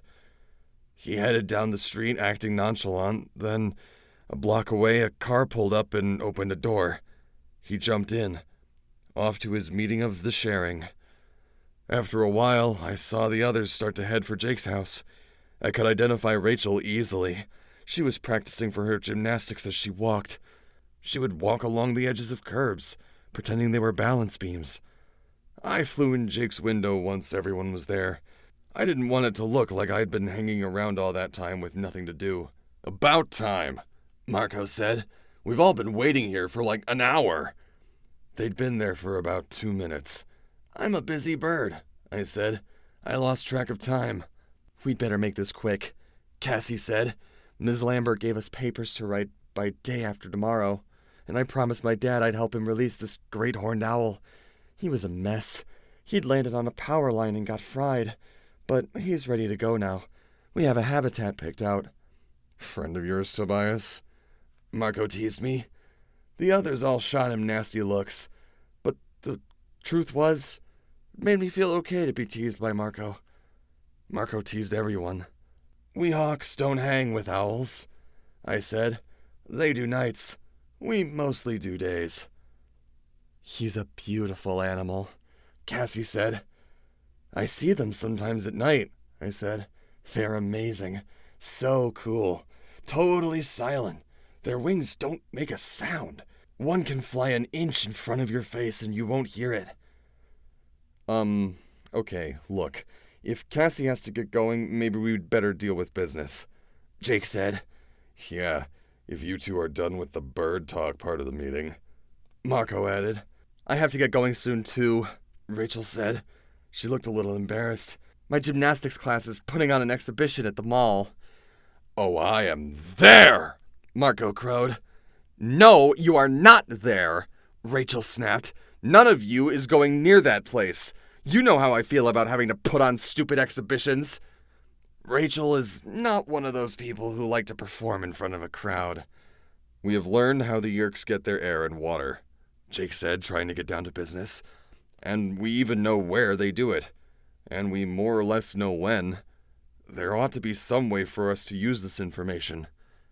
Any ideas?" Rachel shrugged. "We try and find a way to destroy the ship?" Marco raised his hand like he was in class. "How about if we, go back to talking about birds?" Rachel ignored him as she usually did. Look, we find some way to destroy that ship, and maybe the Yeerks will run out of air and water. Maybe that'll even mean they have to give up and go home. Maybe, Cassie said. Or maybe they have a dozen more of those ships in different places all over the Earth. We don't know how many ships they have. This one would be all we need if... Marco began to say. Then I guess he realized he was about to suggest something dangerous. I mean... nothing. What? Jake asked him. What were you going to say? Marco looked trapped. He shrugged. Okay, look. What if that ship didn't get blown up or disintegrated or whatever? What if it was flying over the city and suddenly the cloaking device was turned off? We were all silent while we thought about that image. Suddenly 1 million people would look up in the sky and see a ship the size of a skyscraper. People would probably notice it, Jake said.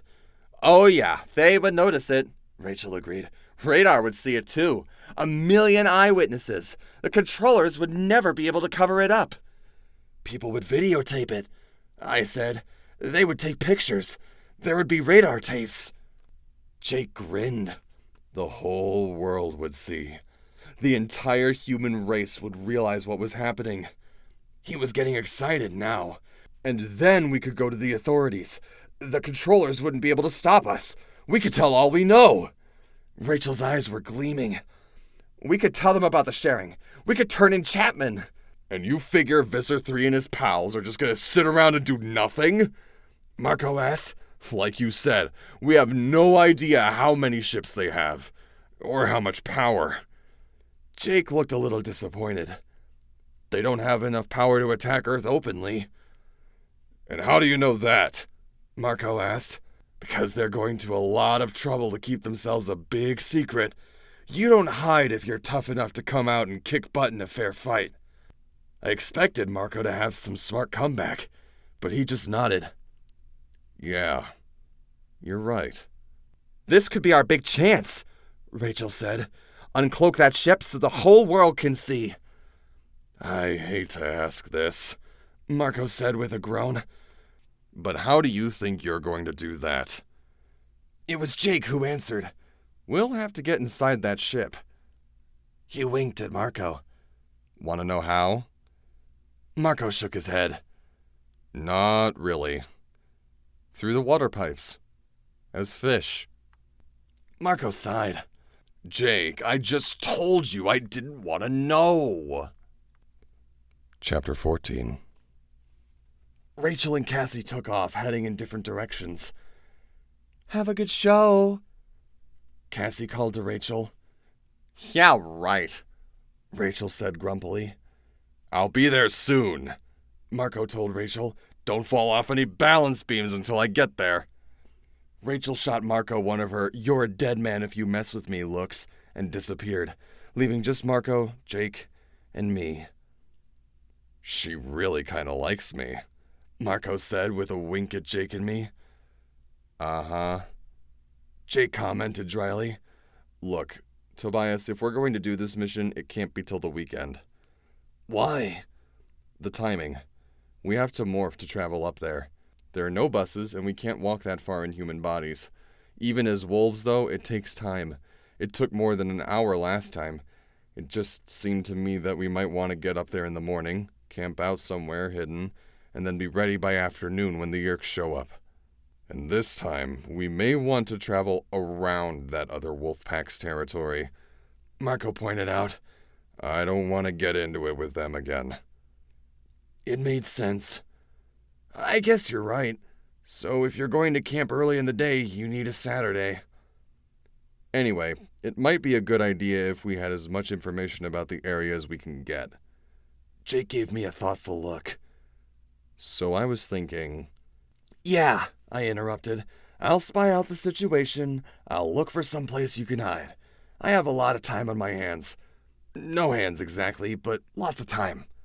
Marco and Jake both laughed. I think Marco was surprised that I could make a joke about myself. I saw an intense look in Jake's eyes. He was wondering if I was okay. I'm cool, I thought spoke privately to him, so Marco couldn't hear. I was just a little weirded out by watching you all struggle to get out of those wolf morphs. He raised an eyebrow and nodded. He had been upset too, I could imagine. I suspect there had been a lot of nightmares over that mess. Okay, so now what? Marco asked. Do I sneak into the mall without Rachel being able to see me, or do we all sit around and play Doom? I have homework, Jake said. And trust me, Marco, if Rachel sees you at the mall making faces while she's on the balance beam, she will turn into an elephant and stomp you. Marco winced. Remember the good old days when all a girl could do to you was call you names? I flew off, leaving them to play video games or do homework or however they ended up killing time. Either way, it wasn't something I could participate in. It's kind of a shame, really. With my eyesight and the reaction time I have, I could probably be major competition in Doom. But joysticks and control pads aren't made for Talons. I swooped out into the cool afternoon. I drifted around for a while. I checked out Chapman's house. Chapman is our assistant principal. He's also one of the highest-ranking controllers. When we first learned Chapman was one of them, he was ordering a Hork-Bajir to kill any of us who were caught. He told the Hork-Bajir to save our heads for identification. Not the kind of thing you expect to hear, even from an assistant principal. But it turned out things were more complicated than we thought. Chapman had joined the Yerks, but he had done it in part to save his daughter, Melissa. Melissa would be at the gymnastics thing with Rachel. At the mall. Remembering the mall made me sad. It was just another one of the places I couldn't go anymore. There was a long list.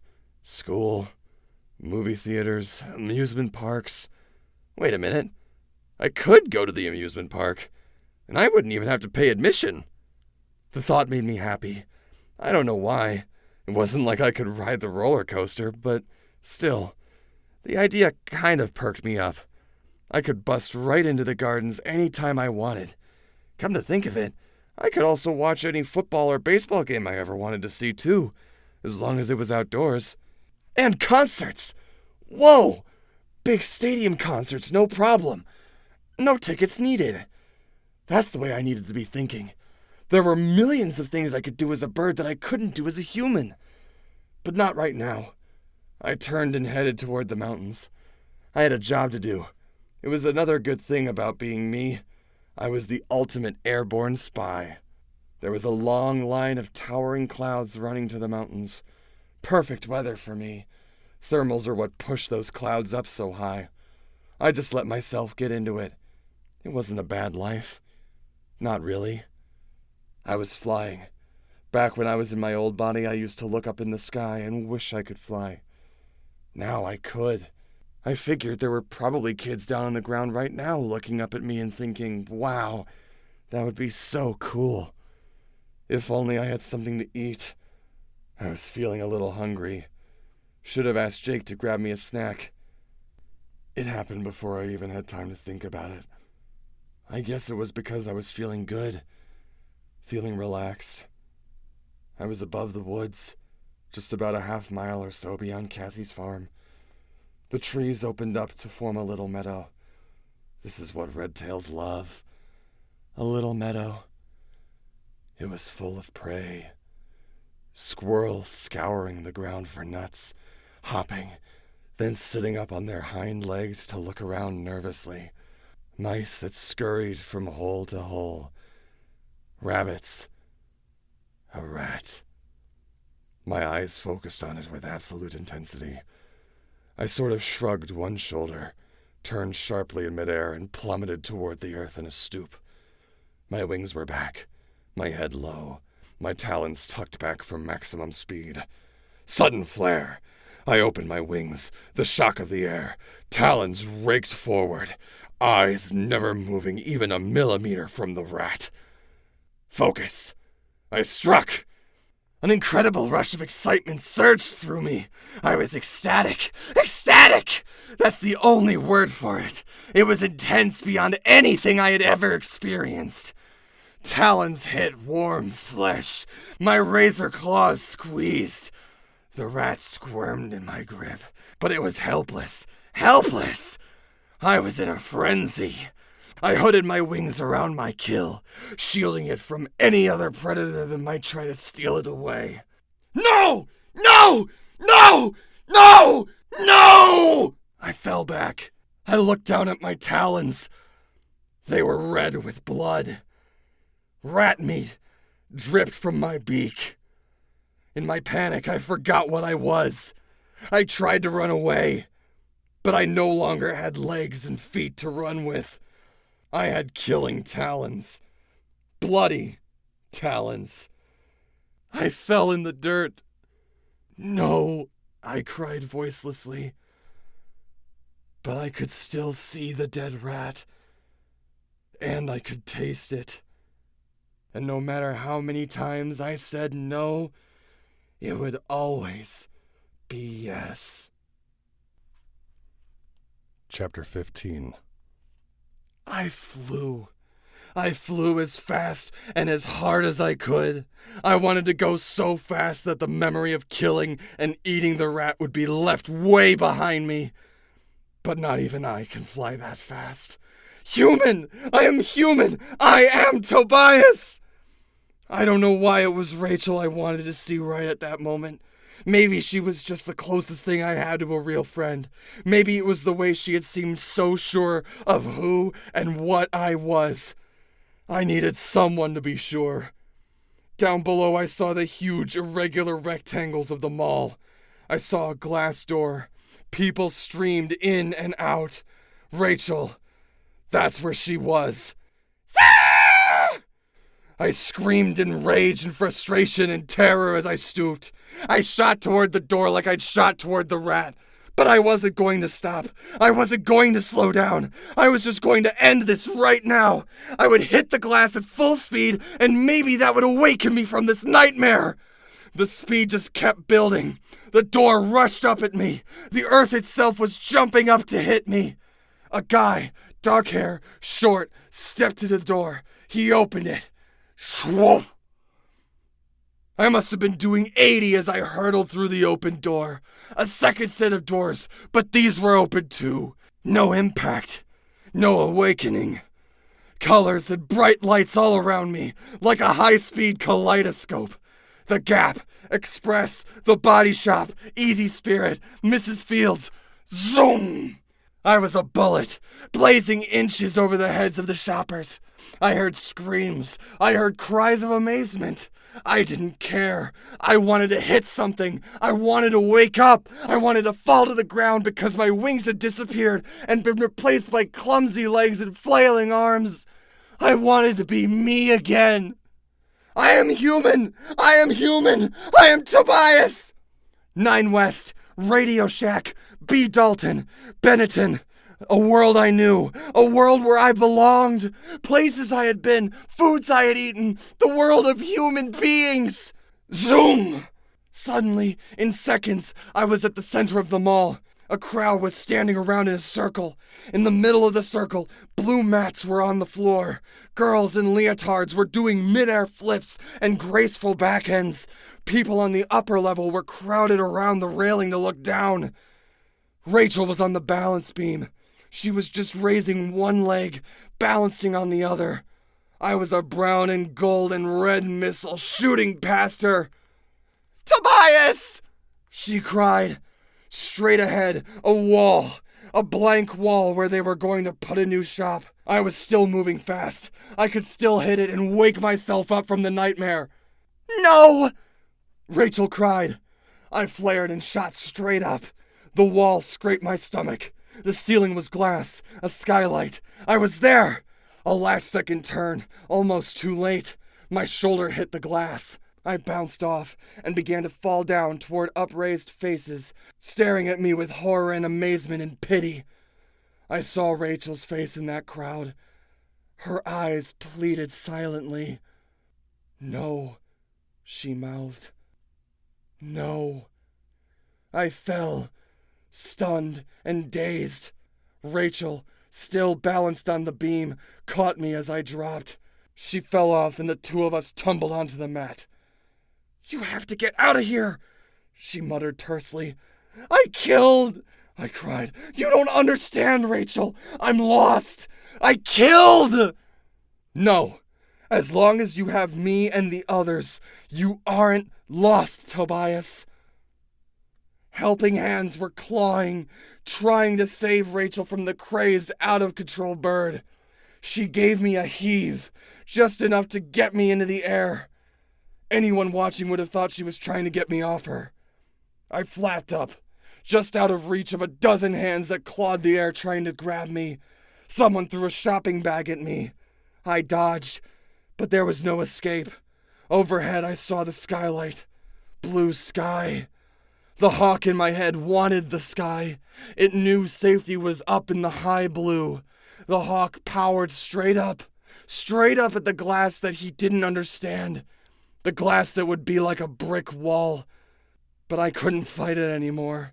The hawk had won. I had killed and eaten. And I had loved it.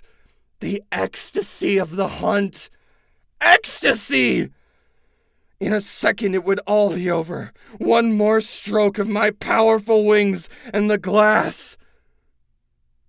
Out of the corner of my eye, I saw a familiar face on the upper level. Suddenly, something shot past me. Small, white, stitched. Crash!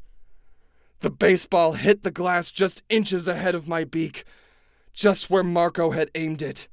Glass shards fell around me. I shot through the hole. Sky! The hawk flew fast and straight. I let it go. I surrendered. Tobias, a boy whose face I could no longer remember, no longer existed. Chapter 16. The next few days were like a long, slow dream. I stayed away from Jake's house. I did not communicate with my friends. I disappeared. I found a place for myself. It was perfect red-tail territory. The place where I had made my first kill. A nice meadow surrounded by trees. Not far off, there was a marshy area that was good too. Although there was another red-tail who had a territory over there, so I couldn't hunt there often. I spent my days hunting. Sometimes I would ride the high, hot winds and watch the meadow. Sometimes I would sit in a tree and watch till some unwary creature ventured out. Then I would swoop down on it, snatch it up, kill it, eat it while the blood was still warm. Days were easier than nights. During the day, I was hunting almost all the time. It keeps you busy because most of the time you miss. It can take quite a few tries before you make a kill. Nights were worse. I couldn't hunt at night. The nights belonged to other predators, mostly the owls. At night, my human mind would surface. The human in my head would show me memories. Pictures of human life. Pictures of his friends. The human in my head was sad. Lonely. But the human Tobias really just wanted to sleep. He wanted to disappear and let the hawk rule. He wanted to accept that he was no longer human. Still, at night, as I sat on my familiar branch and watched the owls do their silent, deadly work, the human memories would play in my head. But other memories were there too. I remembered the female hawk, the one who had been in the cage. I knew where her territory was, near a clear lake in the mountains. So one day I flew there, to the mountain lake. I saw her down on a tree branch. She was watching a baby raccoon, preparing to go for a kill. She would have to be very hungry to go for a raccoon, no matter how small. Raccoons are very tough, very violent creatures. As I watched, unnoticed by her, she swooped. The raccoon spotted her. A quick dodge left, and the hawk sailed harmlessly past. The baby raccoon ran for the edge of the woods. His mother was there. No hawk was crazy enough to go after a full-grown raccoon. That was not a fight the hawk was going to win. She settled back on her branch. I floated overhead, waiting to see if she would spot me, and waiting to see what she would do when she did notice me. I had to be cautious. She was a female, and females are a third bigger, on average, than males. Suddenly I saw fast movement in the woods. A chase! It was always kind of exciting watching a kill, even by another species. It heightened my own hunting edge. The prey was running awkwardly on its 2 legs, running and threading its way through the underbrush. It stumbled and hit the ground hard. It seemed very slow to get up. It ran again. I could hear gasping breath. It was weakening. The prey was squealing, loud, yelping vocalizations. Prey often squeal. The predator moved on 2 legs also, but these legs were built for greater speed. It had blades growing from its arms. It used the blades to slash the bushes and weeds. It cleared its way through them like a lawnmower, chopping down tall grass. Lawnmower? No, something else. Salad shooter. Yes, that's what Marco had called them. Marco? The image came to my mind. Short, dark hair, human. It hit me like a lightning bolt. Suddenly I realized this prey was a human. Why should I care? It was prey. That was the way it worked. Predator killed prey. No! It was a human being. Help! Help! That was the vocalization. It meant something. Help! Help me! The predator was very close. In a few seconds, he would make his kill. The predator was powerful. The predator was swift. Hork-Bajir. Help me! Someone help! I don't know how to describe what happened next. It was like my entire world flipped over. Like 1 minute it was one thing one way, then boom! It was something totally different. It was like opening your eyes after a dream. The prey was a human being. The predator was a Hork-Bajir. This was wrong. Wrong! It had to be stopped. I stopped. A few seconds earlier, I was thinking that no sane hawk would go after a full-grown raccoon. Now I was going after a Hork-Bajir. Hork-Bajir compared to raccoons like a nuclear bomb compares to a bow and arrow. It would have to be the eyes. The eyes were the only weak spot. I rocketed toward the Hork-Bajir. The human slipped and fell again. Talons forward.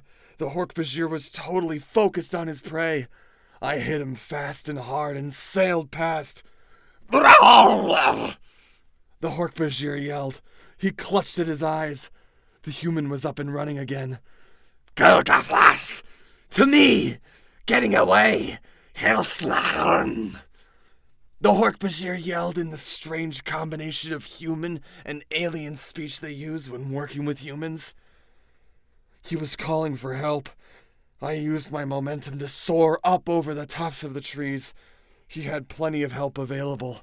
Another Hork-Bajir about 1,000 yards off, and 2 of the bogus park rangers were nearer. It was all coming back to me. The fake park rangers, the Hork-Bajir enforcers. This was the lake. A Yeerk supply ship must be on its way in. Yeerks. Andalites. My friends, the Animorphs. Yes, my friends. I remembered now. But this human was not one of them. This human prey was older. A stranger. The freed hawk was watching me. I could almost feel her drawing me toward her. It was like a magnet. She was my kind. She was like me. But the park rangers were in hot pursuit of the human now. The human was nothing like me. Poor, clumsy ground runner that he was. He was just prey. And yet, for some reason, I couldn't let him be prey. I couldn't. Me. Tobias. Chapter 17. I landed on the perch outside Rachel's window. It was night, but she wasn't asleep. She was reading a book in bed, propped up by several pillows. I fluttered a wing against the glass. Rachel? She started. The book went flying. She jumped up and ran to the window, throwing it open. Tobias? More or less, I said wryly. She started to hug me, to put her arms around me. But then she realized that wasn't possible. Birds aren't exactly made for hugging. Are you okay? We've all been terrified. Cassie said maybe you were killed or something. There are all kinds of things that can happen. Jake is so depressed. I'm okay, I said. I flapped over to her dresser. Now that she was sure I was safe, she started getting mad. It made me smile inwardly. That was Rachel for you. Tobias, what is the deal with you? Why would you just disappear and leave us all worrying for days? It's hard to explain, I said. I guess the hawk sort of won out over me. Not that it's really that way. I mean, the hawk instincts. They're strong. I told her about my first kill, about how much it horrified me. I don't know how I expected her to react. She tried to look sympathetic, but I could see it bothered her. I lost control, I admitted. For the last couple of days, I've been living like a hawk. All the way like a hawk. I think I was starting to forget me. I was starting to lose touch with humans. Then something happened. What? She went to check her door and made sure neither of her sisters was nearby. I could hear that the house was quiet. What happened? I told her about going to the lake.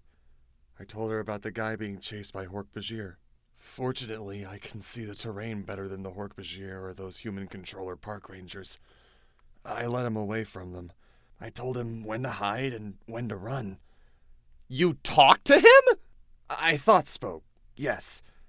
There was no alternative. I couldn't let them catch him. He had seen a Hork-Bajir. They would never have let him live.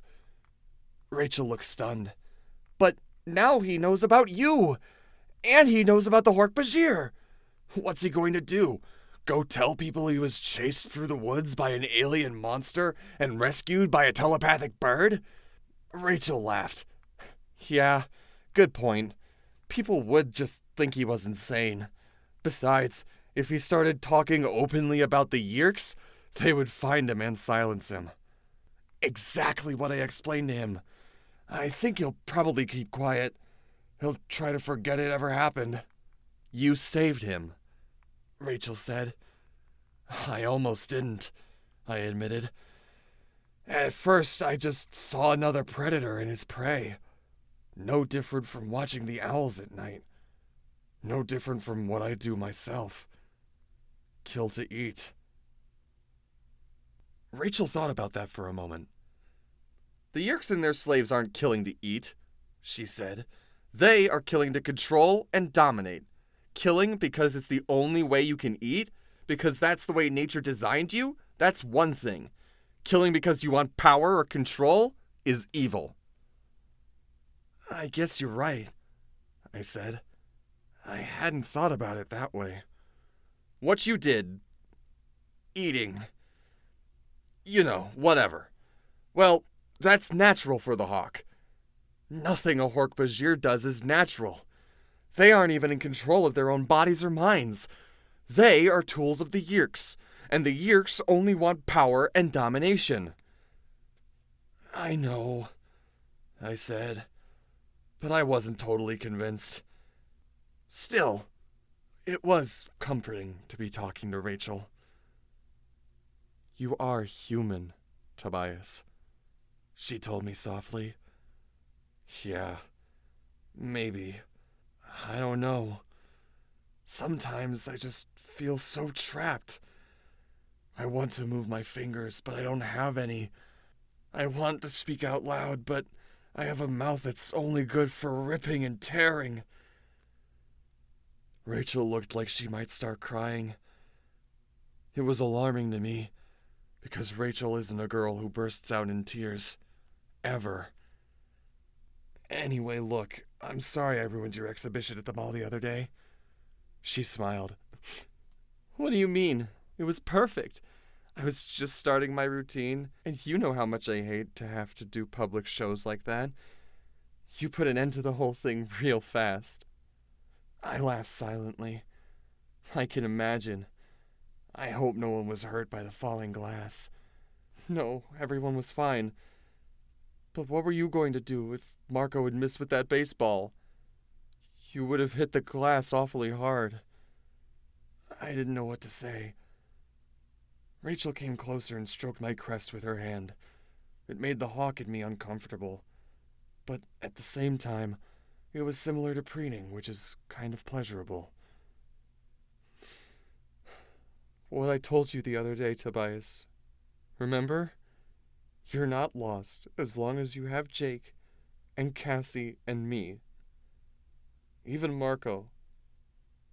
He came through for you big time. We're your friends. You're not alone. I think I would have cried then. But hawks can't cry. And someday, the Andalites will come. Someday, I said, trying to sound confident. Well, I better go see Jake. The mission is supposed to begin tomorrow. We don't have to go through with that, Rachel said. Yes, we do, I said. More than ever I understand that. See, there are human beings all over, trapped in bodies controlled by Yeerks. Trapped, unable to escape. Rachel, I know how they feel. Maybe I can't escape. Maybe I am trapped forever. But if we can free some of those others, maybe... I don't know. Maybe that's what I need to do to stay human. Chapter 18. The next day we went ahead with the mission. I flew cover overhead while 4 gray wolves ran beneath me. We timed it so we would arrive in the area very early in the morning, many hours before the Yeerks would arrive to hunt intruders. So let me get this straight, Tobias, Marco said. You're taking us to a bear cave? As in big grizzly bears? And this is a good thing? Not grizzlies, Cassie interrupted. Not in this area. We'd be talking black bears. They're much smaller. Swell. I am totally reassured. Just a small bear cave. Their bears are long gone, I said. There are just a few bears around, and this cave is empty. Trust me, I spied it out yesterday. I've seen raccoons and skunks running in and out of there. They wouldn't be doing that if there were bears. Excuse me, Jake, did Tobias just say skunks? I must have heard wrong, because only an idiot would think hanging out with skunks is a good idea. We are not going to hang out with skunks, Jake said patiently. The skunks don't live there, I said. They just run in there to get away from predators. I didn't have to explain anymore. I think everyone guessed how I knew that skunks ran in there to get away from predators. Look, it's close to the lake, but I don't think the Yeerks know about it, I said. Sorry, but there isn't a convenient Marriott hotel where I could get you a room for the night. So that means no room service either? Marco asked. Well, okay. As long as this cave gets cable. The big game's on ESPN tonight. I was carrying a tiny nylon pouch that Rachel had put together. It was tan in color, so a casual observer wouldn't notice it and wonder why a red-tailed hawk was carrying luggage. In the sack was a small watch. It weighed almost nothing. There were also some fish hooks, fishing line, and a small lighter. Altogether, it only weighed about 2 ounces, but it did slow me down a little. We reached the cave with plenty of time to spare on the 2-hour deadline. "Oh, this looks lovely," Marco said, looking at the thorns and a scrub brush around the cave entrance. I haven't really been inside, I admitted. I landed outside the entrance. The opening to the cave was no more than 2 feet across and about 4 feet high. It was easy for Jake and Rachel and their wolf morphs to leap nimbly through. Unless there really was a bear inside, they would scare off whatever might be in there. Empty, Rachel reported. Nothing in here but a couple of spiders and a scared mouse. I decided to try a joke. Chase him out here. I'm hungry. Only Marco laughed. The others all acted like I'd said something embarrassing. Maybe I had. "Let's morph back," Marco suggested. "One close call with being trapped as a wolf is plenty for me." I'll go look around, I said. Sometimes I didn't like being there when they morphed. A few minutes later, they all came out. Marco was complaining as usual. "You know, we really have to figure out how to deal with the shoe situation," he muttered. "Thorns and no shoes. Not a good combination." The 4 of them were barefoot and dressed only in their morphing outfits. Leotards for the girls, bike shorts, and tight t-shirts for Jake and Marco. "We need to gather firewood," Jake said, with his hands on his hips. "It wouldn't hurt to warm that cave up a little before the Yeerks get here." Don't you love it when Jake's all masterful like that? Rachel teased. "I'm just trying to get us organized," Jake said defensively. We'd better get started fishing, Cassie pointed out. If we don't catch a fish, we're pretty much wasting our time. The plan was to morph into fish to enter the Yeerk ship's water pipes. Of course, to morph into something, you first have to acquire it, which means being able to touch it. "Shouldn't be any big problem," Jake said confidently. Uh-huh, Cassie said dryly. And how many times have you gone fishing? Counting this time? Once. He laughed. Cassie rolled her eyes. Typical suburban boy, she said affectionately. It isn't all that easy.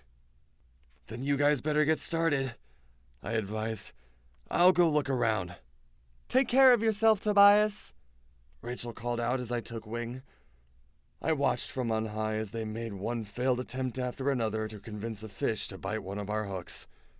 It seemed ridiculous, but the entire plan was hanging on the question of whether or not we could catch a fish, and time was running out. The day wore on. Still no fish. Jake was getting edgy. Rachel was downright cranky. And Marco? Forget Marco. "This is ridiculous!" he raged. "We're 5 fairly intelligent human beings, and we can't outsmart one fish that probably has an IQ of 4? Cassie was the only one remaining calm. Fishing is a matter of skill and luck, she said placidly. A smart fisherman learns not to become frustrated. Jake looked at the little watch we'd brought along. From what we know, the Yeerks will start arriving in an hour to clear the area. Rachel nodded. Even if we catch a fish now, we won't have time to test the morph. Maybe we should back off for today, I suggested. You really ought to test out the fish morph. You guys all know how much trouble a morph can be at first. Jake shook his head firmly. I don't think so, Tobias. We'd have to wait till we had another day off. Tomorrow's no good because I have stuff with my parents. So does Marco, which means we'd have to wait a whole week. So we try again next weekend. What's the hurry? The hurry is that the Yeerks can't keep coming to this same lake forever. Sooner or later, the level of water will start dropping from them taking so much. They must use one lake for a while, then move on to another. It could take forever for us to find where they move to next. It made sense, but that didn't make me feel any better about it. This is the first water animal any of us have morphed. You don't have any idea what it's going to be like." "I know," Jake snapped. "Look, Tobias, I know it's not exactly ideal." "Ha!" Cassie yelped. She yanked at the line she was holding. "I believe we may have a fishy." It took just a few seconds to haul in the fish. "Trout," she said, looking it over as it flopped in the shallow water. The hook was poked through its lip. It was about 10 inches long, not very big. The four of them stared blankly at it. "We have to become that?" Marco asked. "It's a fish," Cassie said. "What did you expect?" Marco shrugged. "I don't know. Something more like Jaws. This is just a fish. I mean, we could clean him and eat him with a little lemon juice. Maybe some fries on the side." The others turned and gave him a dirty look. Cassie reached down into the water and took hold of the squirmy gray thing. She concentrated. Her eyes closed halfway. She was acquiring it. The fish DNA was being absorbed into Cassie's body. The gift of the Andalite. The curse of the Andalite. The power to morph. Chapter 19. "I don't like this plan," I blurted. Jake looked up at me in surprise. "Tobias, you were in on the planning right from the start." "Look, don't you guys realize how dangerous this could be?" "I realize," Marco said. "I realize it plenty. But I thought you were the big gung-ho yurt killer. Suddenly now you're afraid?" "I'm not afraid for me," I said. "I'll be flying around safely while the four of you go up into that ship." Cassie nodded. "It's hard standing by while someone else is risking their life," she said. "I understand how you feel, but there have been times when you were the one taking the risks." "Look, we don't have time to debate this," Jake said. "We have a plan we've all agreed to. Let's get on with it before the Yeerks show up." Jake gets peevish when someone questions things after everything has already been decided. Usually it's Marco getting on his nerves. "We'll be okay," Rachel said confidently. Rachel took the fish in her hand. The fish went limp as usual while the acquiring was happening. Suddenly I couldn't watch anymore. I just had a flash of memory, watching the four of them straining to get out of their wolf bodies. What if they were trapped in fish morph? The idea of being trapped was still not something any of them really understood. I mean, they knew it had happened to me, but people are funny. They never think something bad will happen to them. I knew it could happen. And to be trapped as a fish? It made me sick just thinking about it. The rest of your life in the body of a fish? Being trapped in a hawk's body seemed downright pleasant by comparison. "I'm going to go upstairs and see if anyone's coming," I said. I caught a small breeze and flapped hard to clear the treetops. It was tough work gaining altitude to get a good view of the area. It was mostly dead air all around, but I was glad for the workout. It took my mind off imagining what life would be like if my only friends in the world were trapped as fish in a mountain lake. I would have laughed if it weren't so serious. I mean, come on. How many kids have to worry about all their friends becoming fish? Life had definitely gotten strange since that night when we saw the Andalite landing in the construction site. I circled higher and higher till I could see the entire lake and most of the surrounding area. No park rangers. Yet. I wondered if Jake was right and maybe the Yeerks would move on to another lake. Maybe they already had. Then, there, way down below on a branch, the hawk, the female I had freed from captivity. She was watching me. I could see her eyes follow me across the sky. In part, I knew she was merely watching me for the simple reason that I was in her territory. Hawks are defensive about their territory. They don't want strangers coming and grabbing all the best prey. But I had the feeling there was something more going on. She wanted me to join her. I don't know how I knew that, but I did. She wanted me to fly down to her. Some people think hawks mate for just a season.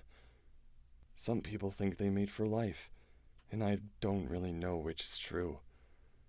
One thing I knew for sure, I wasn't ready to settle down with anyone, especially not a hawk. And yet, There was this feeling in me, like I belonged with her. I looked away. I would be glad when this mission was over and I no longer had to come here to her territory. She confused me. Suddenly, movement. I had let myself be distracted. Trucks! Jeeps! They were rolling down the road. They were within a mile and moving fast. I looked frantically for my friends. There they were! I shrugged off the wind beneath my wings and dropped toward them. "Here they come!" I cried. "Get to the cave!" They ran for the cave, but it was harder to crawl inside in their human bodies.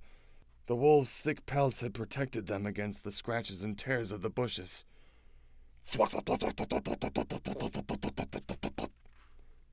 Helicopters skimming above the trees. Too fast. My friends were still struggling to make it to the shelter of the cave.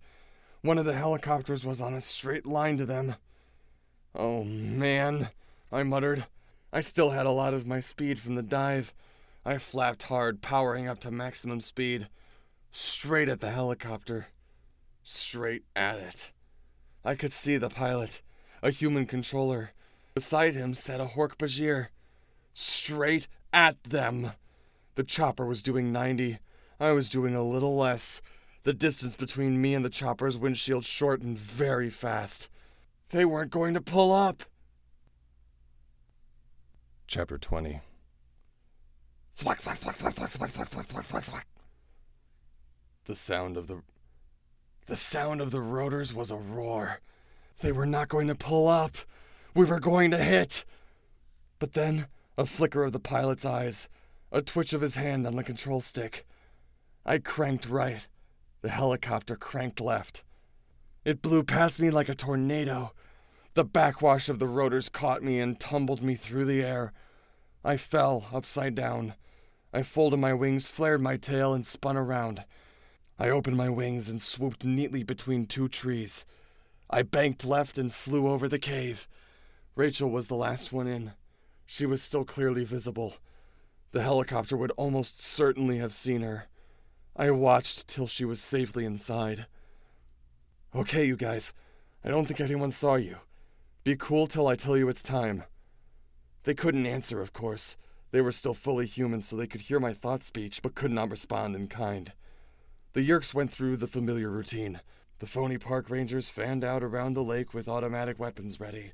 The helicopters buzzed around until they decided the area was free of witnesses. The helicopters landed and the Hork-Bajir jumped out. They seemed extra careful. Probably Visser 3 had given them all kinds of grief over the guy I had helped to escape the day before. Visser 3 was not a creature you wanted mad at you. Then, I felt it. The emptiness in the sky. The sense of something monstrously huge moving slowly through the air. It was above me. Slowly, it appeared, shimmering into reality like some kind of magic trick. You could never get used to how big that thing was. It was like someone was hanging a small moon over your head. I flew out from under it, over closer to the cave. "It's here," I announced. From behind the truck ship came the usual guard of bug fighters. Only instead of 2 bug fighters, there were 4. The Yeerks were definitely nervous this time. 2 of the bug fighters remained on patrol. The other 2 landed in the clearing beside the helicopters. Why? Why the extra security? Was it just because of the guy I had helped to escape? I felt something new in the air above the hovering truck ship. Another cloaked ship. Not as large, but from that emptiness in the sky I felt a dread that I had felt before. The cloak shimmered out and the ship appeared. Black within black. An outthrust spear, razor-edged. I had seen this ship before. The blade ship. I had seen it first at the construction site, where the Andalite had been murdered while we cried helplessly. No wonder the Yeerks were nervous. The blade ship lowered toward the landing area. The Hork-Bajir on the ground and the park rangers were in a frenzy now, searching the woods as if their lives depended on it. Someone had fired a Draken beam. I looked and saw a deer mid-leap, sizzle, and disappear. The Yerks were shooting anything that moved. The doors of the blade ship opened. More Hork-Bajir poured out, Draken beams leveled. Behind them came a pair of taxons, slithering and shimmying on their needle legs, undulating their gross caterpillar bodies. At last, he stepped out. Dainty Andalite hooves, deadly Andalite tail, like a scorpion's, the mouthless Andalite face, the two small Andalite arms with too many fingers, the two mobile eyes mounted on antler-like stalks that turned this way and that, always searching so that the large main eyes could focus on one thing at a time. An Andalite body, but not an Andalite mind. For in that Andalite body lived a Yerk, the only Andalite controller, the only Yerk to ever enslave an Andalite, and thus the only Yerk to have the power to morph. I dropped down into the trees. I waited till a patrolling Hork-Bajir had walked past the cave where my friends hid. When I was sure no one could see, I fluttered down and into the cave, scraping the bushes on either side. "Tobias, is that you?" Jake whispered. "Yes." "What are you doing here? That's not the plan." "Forget the plan. He's here." No one asked who. They all knew from the way I had said it. He was here. Visser 3. Chapter 21. "What is he doing here?" Cassie asked in a low, frightened whisper. "I guess he just came to oversee this trip. Maybe it was because they let that guy get away." "He's here to kick butt on his boys," Marco said, trying to sound tough. "They screwed up, and now he's here to make sure they don't do it again." "It doesn't really matter why he's here," I pointed out. "He's here, and there are extra Hork-Bajir, and the whole crowd is way nervous. One of the Hork-Bajir drakened a deer that just happened to be walking by." "A deer?" Cassie cried. "Those stupid jerks. Deer never hurt anyone." "The plan was for you to sneak down to the water, morph as soon as you got there, and head out for the ship's water intake pipe," I reminded them. "It was always a dangerous plan, but now it's impossible. 4 of you walking down to the water, then morphing? That's not going to happen. Not as alert as these guys are now." "Not with Visser 3 hanging around," Marco agreed. "I disagree." It was Rachel. "I think we should still try this. Look, if we pull this off, we manage to get inside that ship and disable the cloaking device while they're over the city, this whole thing will be over." Jake jumped in to support her. "We've always said, if there was just some way to show the world what was happening. Well, this is the way. This would be way too big for the controllers to cover up. I don't care who they are. Even if the mayor and the governor and the entire police force were controllers, they couldn't cover up something like this." "Jake, you're not listening. I'm telling you, there is no way you 4 can cruise down to the lake. You'll be dead before you can take 5 steps." For a while, no one spoke. It was Cassie who finally broke the silence. "There may be a way," she said. "See, fish can survive out of water for a couple of minutes, and the fish we're morphing is small." She looked at me. "Small enough for a red-tailed hawk to carry." Well, that idea got everyone's attention, I can tell you. "Excuse me?" Marco shrilled. "Are you saying you want me to not just morph into a fish, but to morph into a fish out of water and then be carried through the air by a bird?" Cassie bit her lip. "I'm just saying it could work." "It would work," Jake said. He and Rachel exchanged a slightly insane look that said, "Okay, let's try it." "No way," I said. "You guys are crazy. No offense, but this raises the danger level way beyond what it was to start with." "I know it's dangerous," Jake said, "but we may never get a chance this good." Marco whined. I argued. but in the end it was 3 against 2. Besides, Jake was right. We had a chance to seriously mess up the Yeerks. I have watched Marco morph into a gorilla, Rachel become an elephant and a shrew and a cat, Cassie become a horse, and Jake become a tiger and a flea. Man, was that weird.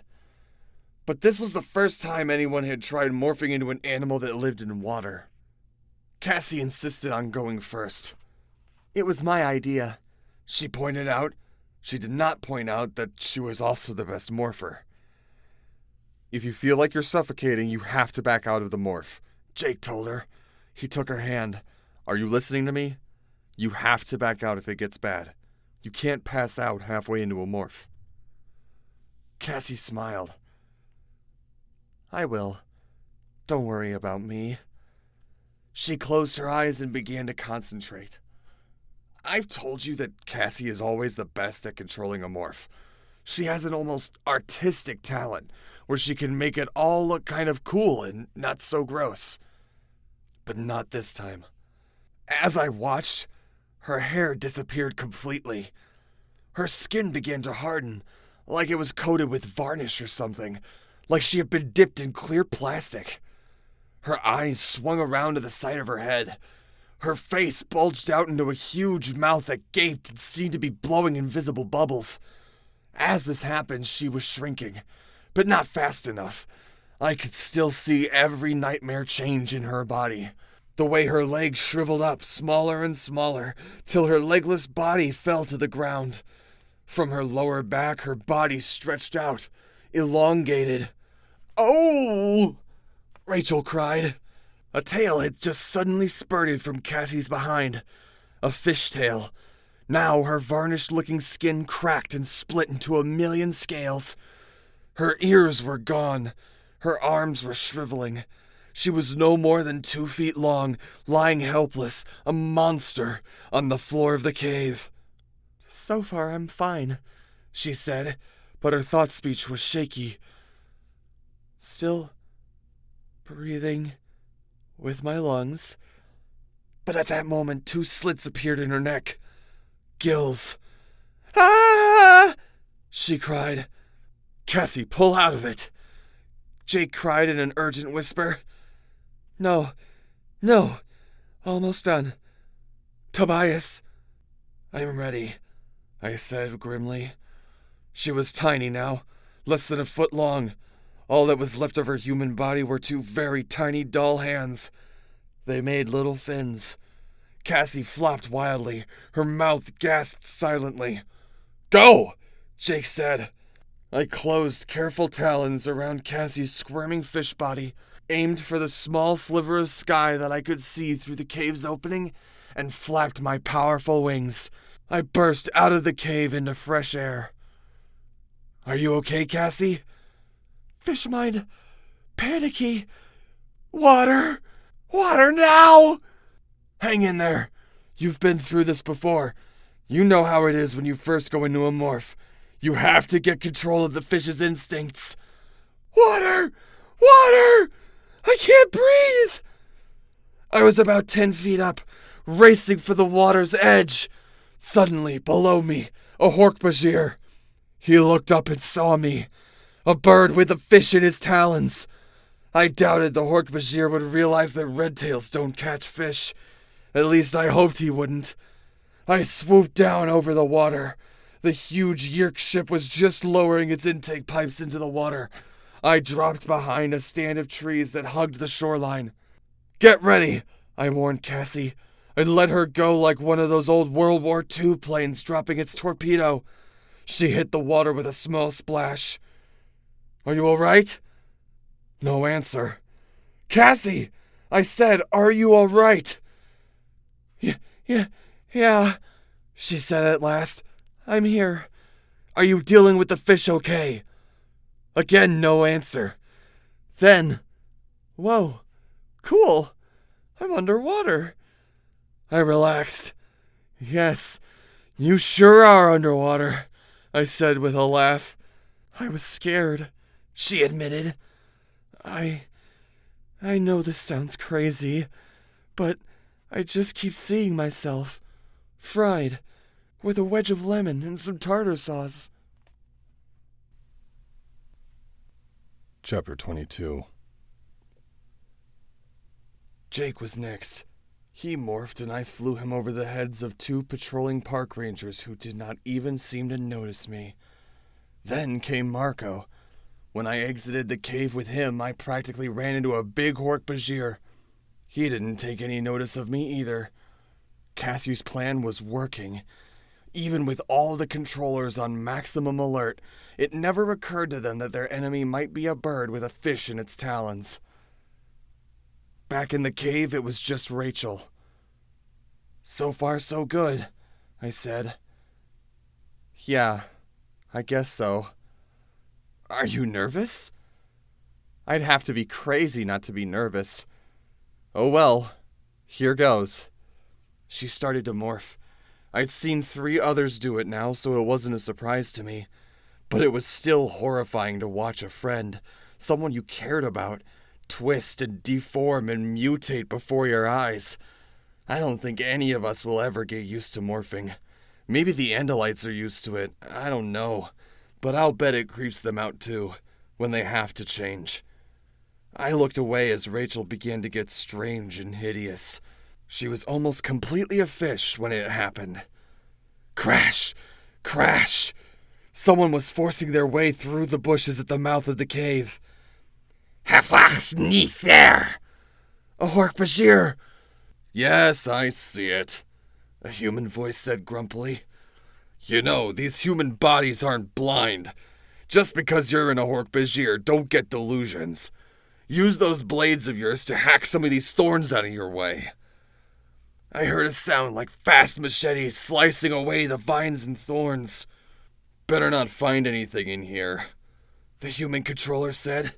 The Visceral do to you what was done to that poor fool yesterday who let the human escape. I looked at Rachel. It was too late for her to morph back. What's going on? She asked. Yerks! A human controller and a Hork-Bajir controller right outside the cave. Go in, Fergus, ver puny body. This was your sector to check. You didn't even notice this cave. Keep getting on my nerves and I'll tell him. He can fix you and eat your locust. Suddenly a human head appeared, followed by shoulders. He was wearing a park ranger's outfit. We have to make a break for it, I told Rachel. Here they come! Yeah, there's a cave in here, all right.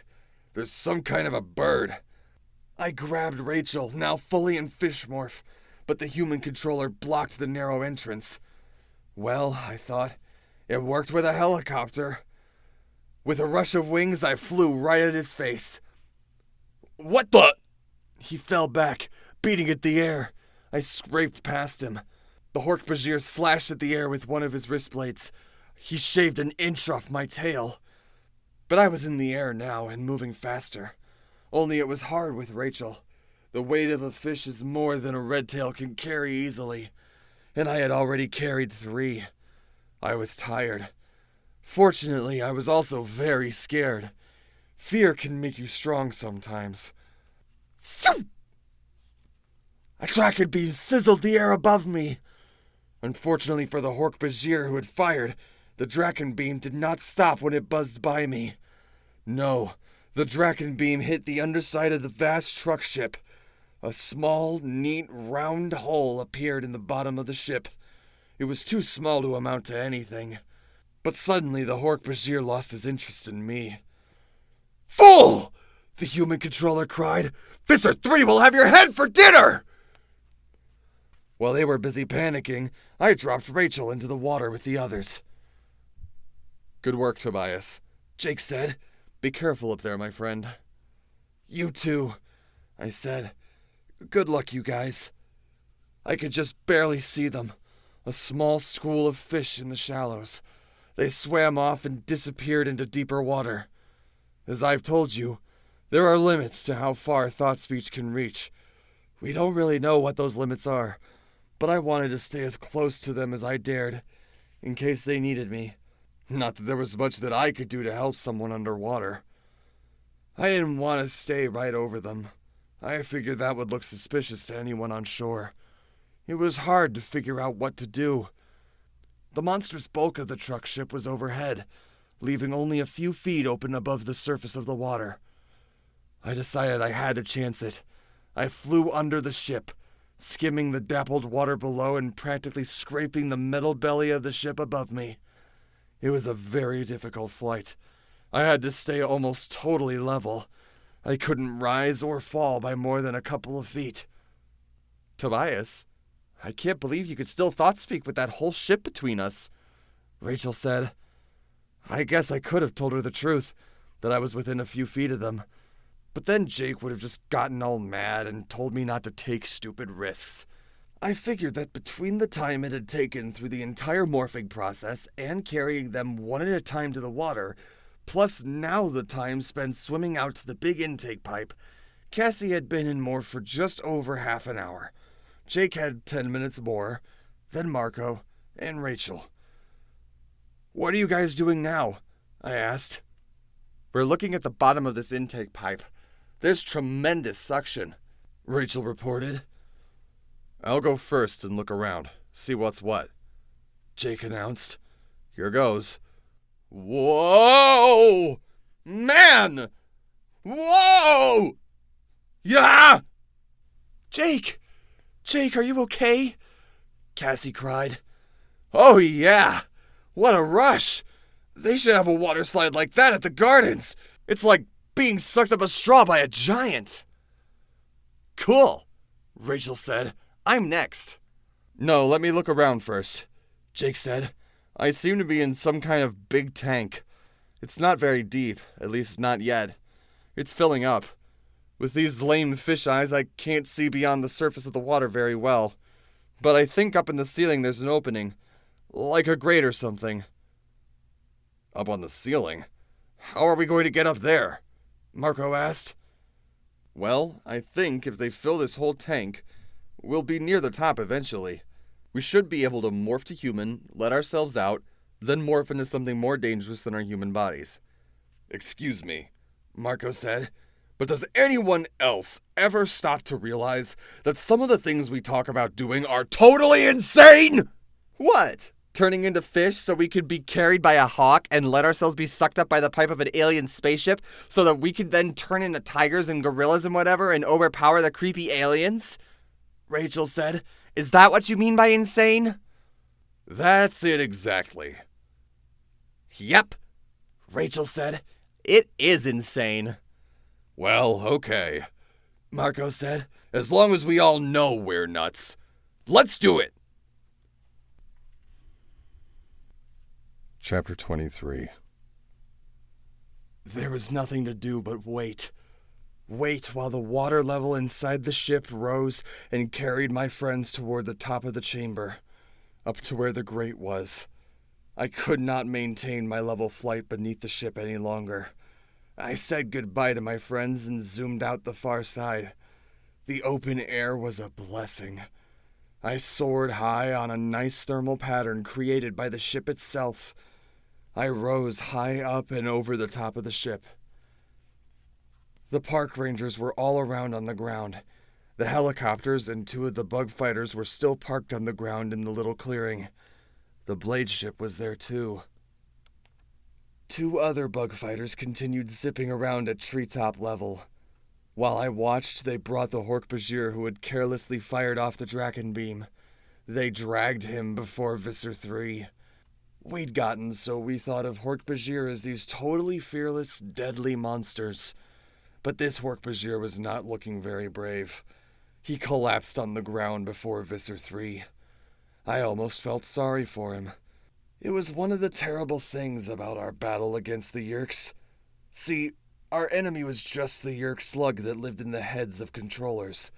That Hork-Bajir may have been made a controller totally against his will. He had lost his freedom to the Yeerk in his head. Now he was about to lose his life for something that he had no real control over. I couldn't hear what was happening down on the ground, but I could see. My hawk's eyes could see far too well. I turned away. I won't tell you what was happening to the Hork-Bajir. That memory will be my own private nightmare. But when next I looked, the Hork-Bajir was gone, and in his place was a sudden rush of other Hork-Bajir and taxons and humans, all surrounding Visser 3. The Visser looked angry. He was pointing at the sky. Within a few seconds, the helicopters were lifting off. The two bug fighters powered up and took off. I had a very bad feeling that I knew what had happened. The doomed Hork-Bajir had told Visser 3 about the bird he had fired at, and some other controller had probably said, "Oh yeah, I saw a bird acting suspiciously too." And someone had no doubt said, "Hey, wasn't it a bird that distracted the Hork-Bajir yesterday and let that human get away?" Visser 3 had put two and two together. An animal acting unlike an animal meant just one thing to him. Andalites in a morph.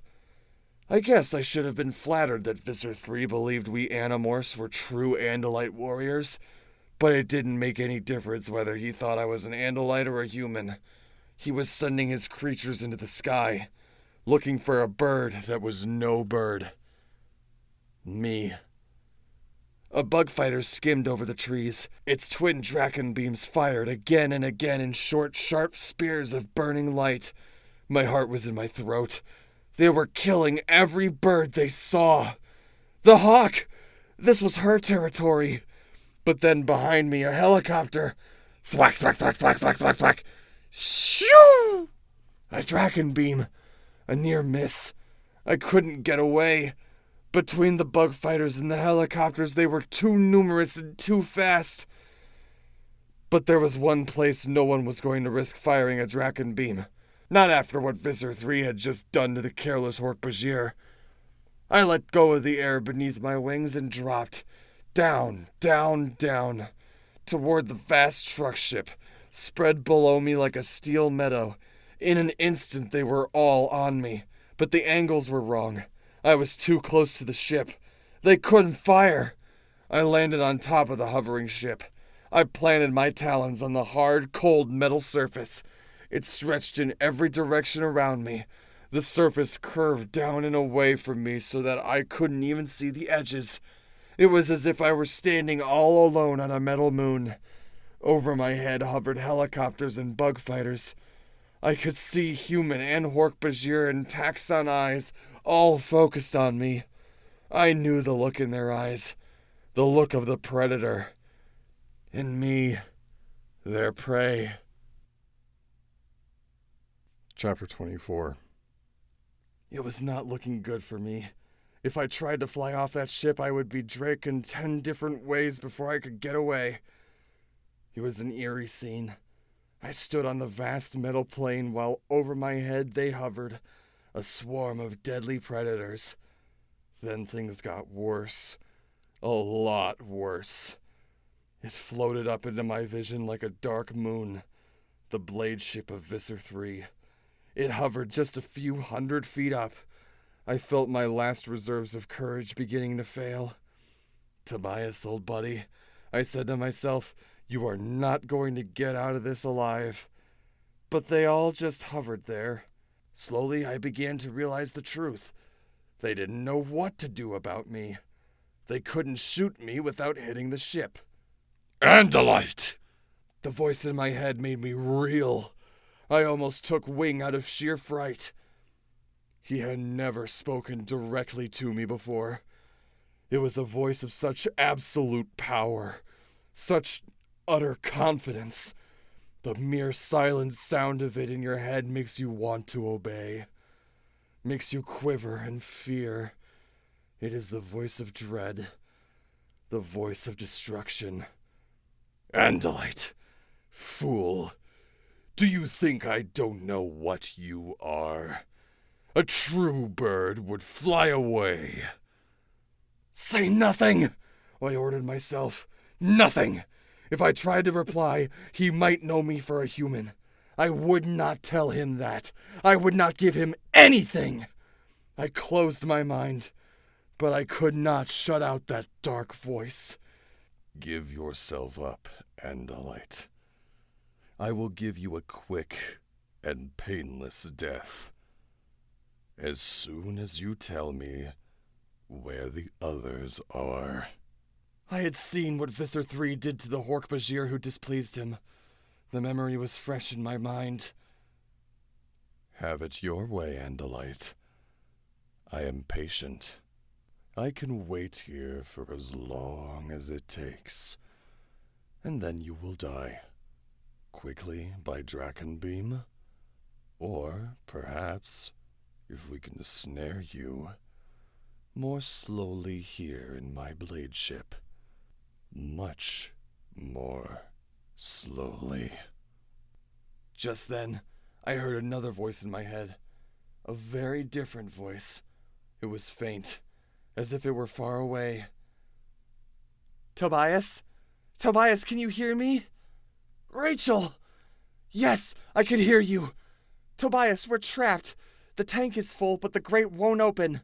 Cassie and Jake have already morphed back to human, but they can't get it open. We're trapped in here. Rachel, what can I do? We can't get out, Rachel cried. Listen to me, Tobias. We're trapped. There is no way out. This ship will take off soon. They'll find us when they get to the mothership and unload the water. Tobias, we don't want to be taken alive. My blood ran cold. My head was whirling. What are you talking about? Listen, Tobias, we can't be taken alive. Do you understand? If there's anything you can do, anything! Rachel, what can I do? I can't get you out of there. I know, Rachel said. We all know. But if there's some way if the ship could be destroyed, we know it's probably not possible. Just if there's some way. No! No! I have to morph human. We'll tread water here. We have to be ready for when we get to the mothership. Then we'll morph into other animals and go down fighting. This can't be happening, I cried. This can't be happening! I guess Marco was right all along, Rachel said sadly. I guess it always was insane to think we could fight the Yeerks. Rachel, I never told you. You didn't have to, Tobias, she said. I knew. Goodbye. She fell silent. In my mind, I could picture her regaining her human shape, treading water with the others, unable to escape, expecting only the worst, praying that I might find a way to make their end swift, as Visser 3 had offered to make mine. We had lost. The Yeerks had won, finally, and when we were gone, the last hope of the human race would die. Above me, the blade ship waited like a hawk watching a rabbit, ready to swoop down and finish me. Only I wasn't a rabbit. Visser 3 was a predator? Well, so was I. And I no longer had anything to be afraid of. If my friends were to die in the mothership, I would be lost and alone in a world where I belonged nowhere. I had nothing more to lose. Just then, I saw something that should have terrified me. Across the metal plane of the ship, they crawled and slithered toward me. All around me, a dozen of them. Giant worms. Centipedes with a hunger for living flesh. Taxons. They had come from inside of the ship on Visser 3's orders. If I stayed put, they would catch me. If I flew, the hovering Yeerk ships would fry me. The Taxons closed the circle around me. It looks as if you have run out of time, Visser 3 said in my head. He laughed. It was not a nice laugh. Ah, Visser 3, you ruthless predator, I thought. Very clever. You have me trapped. Trapped like a rabbit. But a trapped rabbit is one thing. And a trapped hawk, a hawk with the mind of a human being, is a whole different matter. The nearest Taxon leveled a handheld Drakenbeam at me. He watched me with two of the circle of red globs they have for eyes. I pushed off with my feet. I beat the air with my wings. I flew straight for those red jello eyes. He raised one of his feeble forearms to shield his eyes. The wrong move. I trimmed the shade right, raked my talons forward, and struck like I was hitting a mouse in a field. My talons closed around the Draken beam. The Taxon's weak grip was no match for my speed. The Drakon beam tore loose from his grip. "Get him!" Visser 3 cried. I could practically see the blade ship rock from the force of his rage. But I did not take to the air. I flew fast but hugged the surface of the ship's metal curve. They could not hit me without hitting their precious ship. I knew just where I wanted to go. Wingtips actually hitting the ship on each downstroke, I raced toward the ship's bridge, toward the tiny windows where I had seen the Taxon crew. I could not save my friends, perhaps, but I could try to grant Rachel's last wish. I could try to bring this ship down, even if it meant the end of my friends. Chapter 25. "Take off! Move!" Visser 3 commanded the crew of the truck ship. Almost immediately, the huge thing began to move forward. Very slowly at first, but as it moved, it created a headwind. The bridge was moving away from me. The ship was rising as it went, 100 feet up now. 200. Ha! Not so easy, Andalite! Right then, I had a powerful urge to shock the evil monster and say, "Guess what, creep? Not an Andalite at all. The name is Tobias!" But I wasn't ready to start bragging. The truth was, it was looking bad. The ship was slowly picking up speed. I flapped harder. I gained again. But it was painfully slow. I was wearing out. The Draken beam weighed me down. The headwind was building. Ahead of me, just a few feet away, I saw the bulge of the bridge. I gained a foot. Another. I landed and folded my wings. I couldn't fly anymore, but I could still pull myself along with my talons, gripping the small edges and ridges that ran along the top of the ship's bridge. I was there! Below me, a transparent plastic. I could see the crew on the bridge. Taxon stared wildly up at me. With one desperate lunge, I propelled myself into the air. I had to fly full force to stay ahead of the onrushing windows of the bridge. Then, with one sharp talon, I pulled the trigger on the Draken beam. "Fry, you worms!" There was no recoil, not like a regular gun at all, but a beam of intense red light lanced from me to the bridge. It burned a hole through the window, sliced through a fat Taxon, and began slicing up control panels and instruments like a hot knife going through butter. I squeezed that trigger for as long as I could. At last, exhausted, I could do no more. The Draken beam slipped from my talon and plunged toward the earth below. But I had done it. It was an incredible and terrible thing to see. The ship, big as a skyscraper, vast beyond belief, shuddered as though it had hit a speed bump. Still it rose, sharply upward into the sky, as if it were a whale breaching. It aimed for space, its natural home, but it was clear that it was no longer under control. It rolled suddenly onto its side. Boom! A ball of orange flame! The out-of-control ship had smashed recklessly into one of the helicopters. The chopper fell in ruins. The bug fighters in the blade ship scurried quickly out of the way, but too late. Crunch! Boom! One of the bug fighters had slammed into the side of the ship. The bug fighter was finished. The blade ship and the remaining bug fighter withdrew quickly. And then I saw the hole. A tear 100 feet long had been opened in the side of the truck ship. From the hole, the water of the lake gushed. It was a waterfall from the sky, millions of gallons hemorrhaging out. "Oh boy," I whispered. We were maybe 700 feet up over the forest now when I saw them. Cassie first, then Rachel and Marco together. And Jake.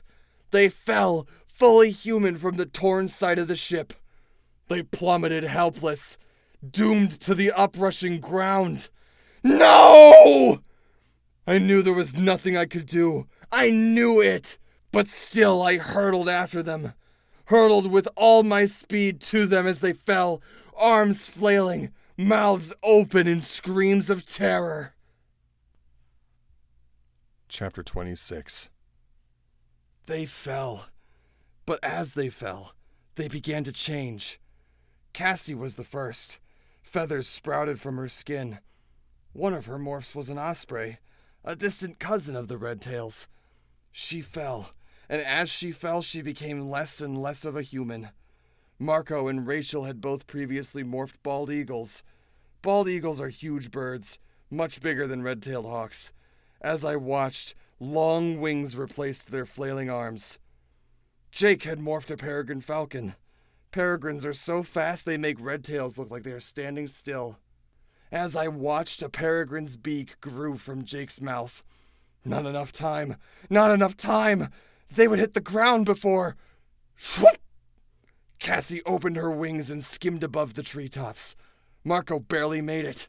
He fell down into the forest out of sight. I was sure he had been too late.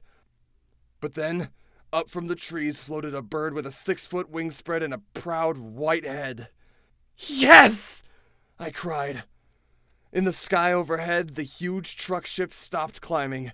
It rolled again, onto its back this time, and plunged back to Earth. Man, that was way too close! I heard Marco yell. That does it! I have had it with this Animorph stuff! You're not safe yet, I told him. Look! With the truck ship out of the way and falling to Earth, the blade ship and the bug fighters came after us. Quick! Into the trees! Out of sight! I yelled. Like a well-trained fighter squadron, we swooped down into the forest, down below the tops of the trees where the Yeerks could no longer see us. Boom! An explosion like a bomb going off. The truck ship had hit the ground. The concussion rolled us over like a tidal wave of air. I rocketed into a tree, but was able to avoid being hurt. Everyone okay? I yelled. One by one, they said yes. But the explosion had disturbed every animal in the forest. The birds had all either hidden or flown away during the earlier fighting. Those few birds still left now took wing, startled. I saw her take off. The hawk. She was scared and wanted to run to the sky. But the sky was not a sanctuary for her. I don't know which ship fired the Draken beam, whether it was one of the bug fighters or the blade ship.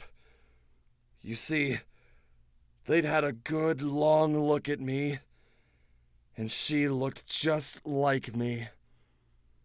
The Draken beam sizzled.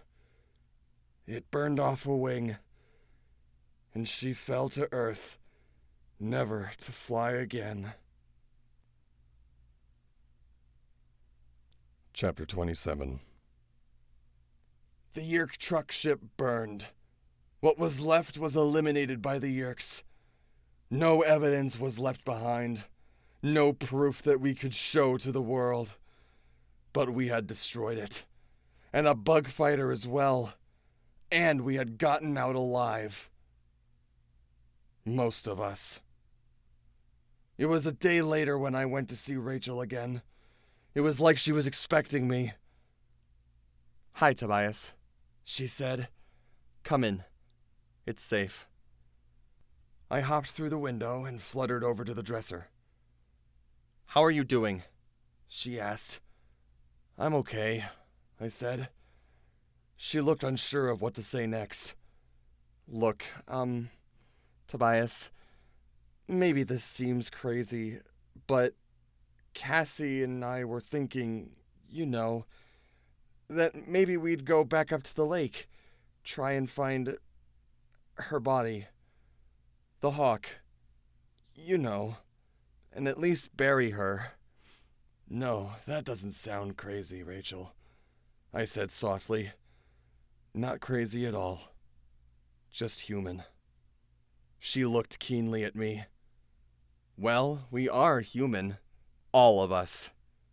Yes, I knew I was human when I realized how sad I was that she was killed. See, a hawk wouldn't care. If she had been my mate, I would have missed her, been disturbed. But sadness? That's a human emotion. I know it seems strange, but I guess only a human would really care that a bird had died. If you helped us look, maybe we could still find her body. No. Her body will be eaten by a raccoon or a wolf or another bird, maybe even another hawk. That's the way it is. That's the way it is for wild animals, Tobias. Not humans. Yeah, I know. That's how I know that you are wrong, Rachel. At least partly. I am a human, yes. But I'm also a hawk. I'm a predator who kills for food. And I'm also a human being who grieves over death. She looked terribly sad. She's very human, my friend Rachel. I went to the window. It was a beautiful day outside. The sun was bright. The cumulus clouds advertised the thermals that would carry me effortlessly to the sky.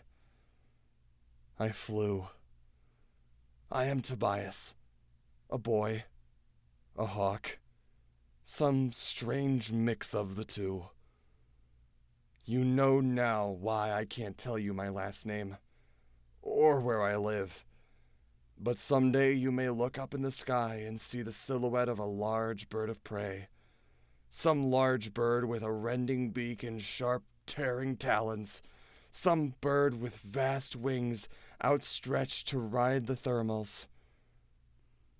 Be happy for me, and for all who fly free.